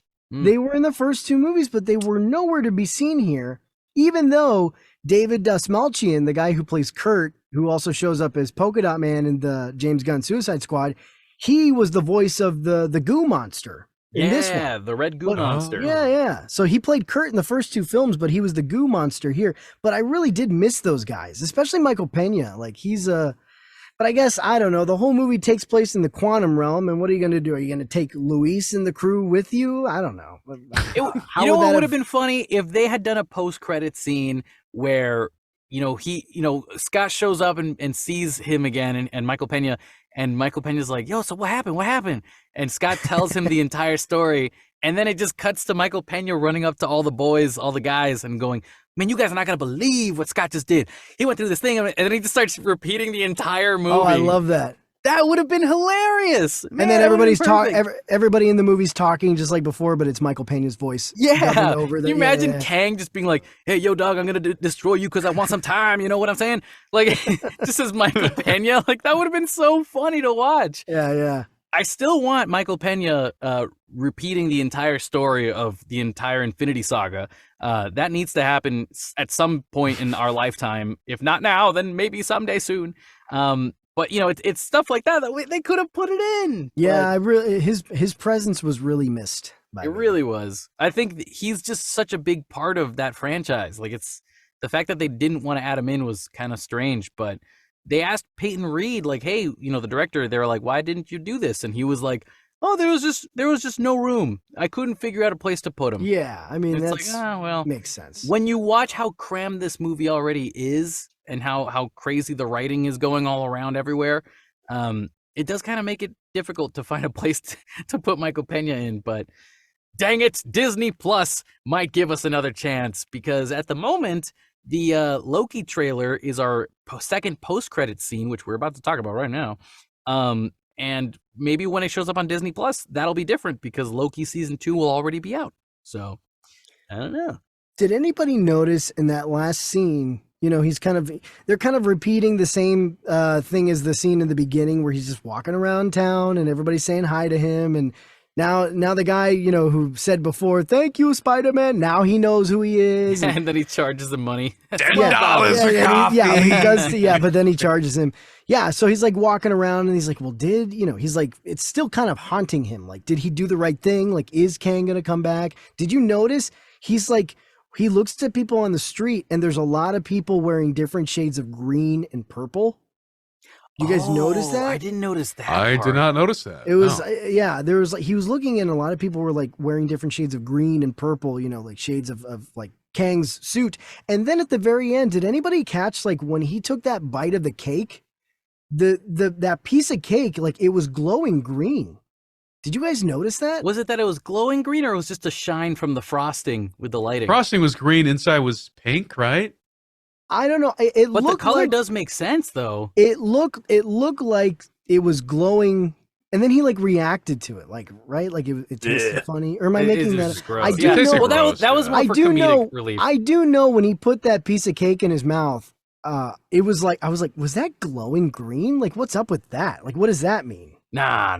I think you're overthinking the glowing green part. But I think that was just like a cutting off the tension with a knife or something. I guess literally he had a knife when he cut it up. Got it. I'm gonna have to check it out again next time I see it. But no, I think that'll be that. I think it was just a very Paul Rudd thing to end the movie that way of just it's just a joke. This cake is disgusting, gross. Because of course the guy from Baskin Robbins, his old boss, made it, and he was like, I haven't made a cake since 1996. Oh, okay, 97. I can tell. 97. I remember because that's my birth year. You remember that year, god damn it. Yes. Well, let's talk about the post-credit scenes then, because that's the end of the movie here. We had the first post-credit scene, which was numerous variants of Kang commiserate over the death of one of their own and plan their multiversal uprising. Because now they've realized, oh my god, somebody actually killed Kang. Like, it's fine that we got rid of him, but like, someone actually has the power to kill him. So we should kill them, shouldn't we? And then all the Kangs are like, yeah, let's all kill them. And we see a bajillion Kangs, different variants. And post-credit number 2 was Loki and Agent Mobius from Loki Season 1 spot another Kang variant called Victor Timely in the 1920s. So they're setting us up to watch Season 2, which I think comes out in May or June or March. I don't know when it comes out. I think near the end of May. The end of May. You know what? I want to ask Tyler first. Tyler, what did you think of the first mid-credit scene, the variants of Kang, like that whole party that they were having? Because you're someone who doesn't read the comics and you don't know too much about what's going on, I'm guessing. So how did you feel about that sequence? When the council or this giant group of people started appearing, I just thought of Star Wars, where I had the different diplomats coming over to discuss about something. That was the first thing that came to mind. But then I was just kind of like, there's a lot of variants. Some of them just look very generic, or some of them have very unique looks. The ones that stood out the most were obviously the 3 guys that were talking amongst themselves, away from the crowd. They're like, we're late. Those guys had very unique features. So I wonder if they're going to be very important going into the Phase 5. Yeah. So in particular, like, we're going to have like an Egyptian themed one where we have like these like gods and these like different types of armies amass and try to conquer. I'm curious how themed they'll be. Yeah. Oh, well, I'm already thinking like the Egyptian Kang, he's going to have to be beaten by Moon Knight because Moon Knight has Egyptian, background in his superhero stuff. So that'll be really interesting to see. What was the name of Moon Knight's god that he has? Khonshu. Khonshu's gonna have to go back in time with Moon Knight and like figure out powers of the moon and where the rules were back then before he was banished and stuff like that. Like that'll be really interesting to see if they do something with that. Or they had the younger Kang that was more of a bald version. He was very uptight and spoke like this. Like I wonder how they're gonna beat that guy up, because I want to see him get beat up. And then I really like the Kang, the one that had the more breathy Voldemort dying voice. Yeah. Yeah. Voldemort, like, okay. or the first Dumbledore. The first Dumbledore. From the first 2 Harry Potter Harry movies. Potter. Yes. 20 points to Gryffindor. Oh. Yeah. Yeah, I think they've got some really cool stuff. For sure, they're setting up those specific Kangs that were alone as like the main villain Kangs that we're gonna have to deal with in probably Kang Kang Dynasty. Dynasty, probably, yeah. But yeah, the other guys, I'm excited to see what Jonathan Majors comes up with all these different variants of himself. Because he's gonna have to put on his acting chops, which he's already doing an incredible job doing. Raul, how about you? How'd you feel about all that? Yeah, I mean, you just said it. Like, this was fun to watch, this scene, and the council chamber. It does look like the Senate, the Senate on Coruscant in the Star Wars prequels. But that is right out of the comic books. I mean, that's you see where they meet, the Council of Kangs, and they all meet, and it looks like this kind of Coliseum type, arena where they all meet, and it's those shots are straight out of the comics, including like alien variants of Kang and everything.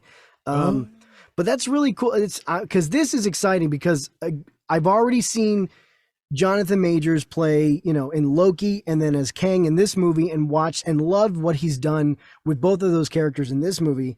So now getting to this scene, I'm like, oh, great. He's really again, I'm a sucker for watching actors do this kind of thing, showing multiple personalities or different characters all in one movie. So I loved watching this, and it was so cool watching like all the different acting choices he made, and he did very specific things for each version of Kang that he played, and you can tell them apart. They have different voice choices. They hold their postures differently. They have different idiosyncrasies, and that's Jonathan Majors just like tapping into his acting, and just like. Can I just say my favorite Kang was the one that showed up in a portal on the ground, and he went, whoa! Like he looked like he was pooping. I was like, bro, I got a little too excited, But then there's the Skrull Kang that shows up at the end when they start panning the camera. Was he Skrull? Oh yeah, that was a Skrull Kang. I noticed a green skin Kang. Yeah, I love just the idea of every Kang just cheering for each other too. Like that's pretty great. And just to put the cherry on top, again, this was written by guys who worked on Rick and Morty, and they had the committee of Ricks, or what's it called, the Council of Ricks, the Council of Ricks, which is a direct nod to the Council of Kangs from these. Yeah. So how funny is it that they loved Kang in the first place, so they made the Rick and Morty stuff that way, and then now they're back to doing actual Kang. So full circle. Going full circle.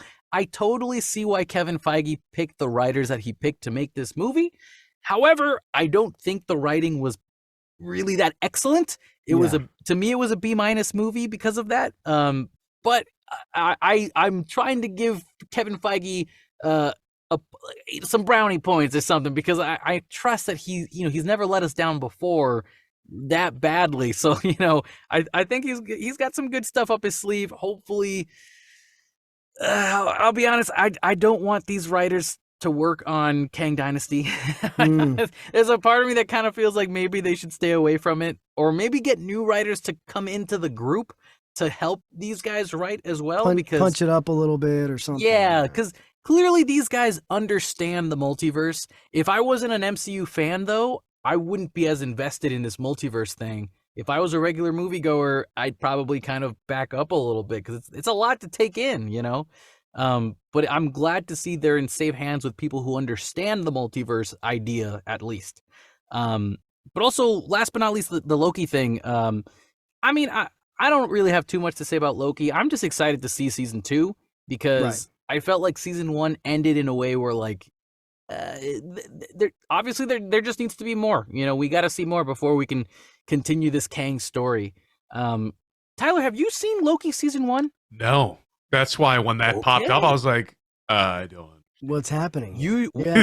Well, Tyler just so happens to be my roommate, so we will be watching Loki season 1 whenever you want, because I think Loki might have some rewatchability now that this movie came out. I want to watch it again, at least the very last episode. Yeah. Well, Tyler and I'm going to force you to watch it with me all the way through, beginning to the end. We gotta do that. But that's pretty much it, you guys. I think any last thoughts before we close up today? I will say it's funny. We've gone through this movie and we've picked it apart, and there's a lot of things I've complained about with this movie, but for some reason I still enjoyed the hell out of it. There's some things, it's not a perfect movie, and there's some things I didn't like about it. Much of it I've talked about already, but ultimately it was just fun, and I enjoyed the humor. Not all of it landed, but it wasn't as ridiculous to me as like Thor: Love and Thunder was. The action sequences were great. And really, honestly, I think Jonathan Majors, I'm telling you, every time he was on screen, I was so focused, and I couldn't take my eyes off of him. And I think, honestly, he's the driving reason why I ultimately like this movie. I think if it weren't for him, I wouldn't like it as much. I think for me, he saves it. It's not one of the best MCU movies I've seen, but I certainly liked it more than a lot of the Phase 4 stuff. And it was just fun. And I wonder if maybe because of Phase 4 and how all over the place that's been, I wonder if maybe just my expectations have been just kind of readjusted a little bit, so that when we watched this movie, I was just like, yeah, okay, yeah, sure. This is fun. I'm just not expecting as much anymore because of the recent stretch lately. And maybe that's part of it, but I had a good time. I would watch it again. I thought it was fun. Luckily, Kevin Feige did just confirm that they're going to start slowing down the MCU a little bit. So they're going to do less projects within 5 years kind of thing. So that's going to be incredible. I'm all for that. They can take their time, do what they got to do. But that is kind of a bummer that does mean the quality of Marvel projects from now until the next 2 to 3 years is all just going to be kind of, it's okay kind of movies. So that's why I'm kind of worried about Secret Wars and Kang Dynasty. So we'll have to see. I'm sure it'll still be a good time, but I really hope they keep the magic that they've had for all these years. Well, there's still time before Secret Wars and Kang Dynasty and all that stuff for them to really focus in on it now that they've scrapped some projects or delayed projects. Now they've done that, no doubt, to focus on these movies more. Right. So there's still time. Like I feel more relieved after having heard that. Yeah. Tyler, any last thoughts from you? I came for ants and I got ants. That's all that mattered to me, and I had a good time. Perfect. And with that, we made it to the end. Thanks for listening, everybody. You can follow us on Instagram at Real Geek News. You can also, that's Real, REEL, by the way. You can also follow our separate handles on Twitter and Insta at not Real Geek, at Kevin A. Rivera VO and Raul Ceballos VO. Tyler, where can people follow you? Pretty much any social media platform with the name T. Cousteau, like Jacques Cousteau. That's pretty much it. Perfect. Yeah, awesome. And we also have a YouTube channel where this episode will also be. You can find this episode, many other episodes. We've got them divided with full episodes of our normal monthly shows. We've got clips of segments of those shows, and we've got our movie review episodes all there. So find us, Real Geek News, REEL Geek News, and like, subscribe, hit the bell, share, just all that stuff. And you can also help us even more by going to Apple Podcasts, leaving us a good, positive review. We'd love your support. Every little bit helps. Finally, want to share your passionate thoughts and opinions about movies? Any movie reviews you'd like us to do? Well, then send us an email at realgeeknews@gmail.com. That's real, REEL, geeknews@gmail.com. We'll leave all the descriptions below. With all that being said, stay safe, stay classy, and most important of all, Stay geeky, my friends.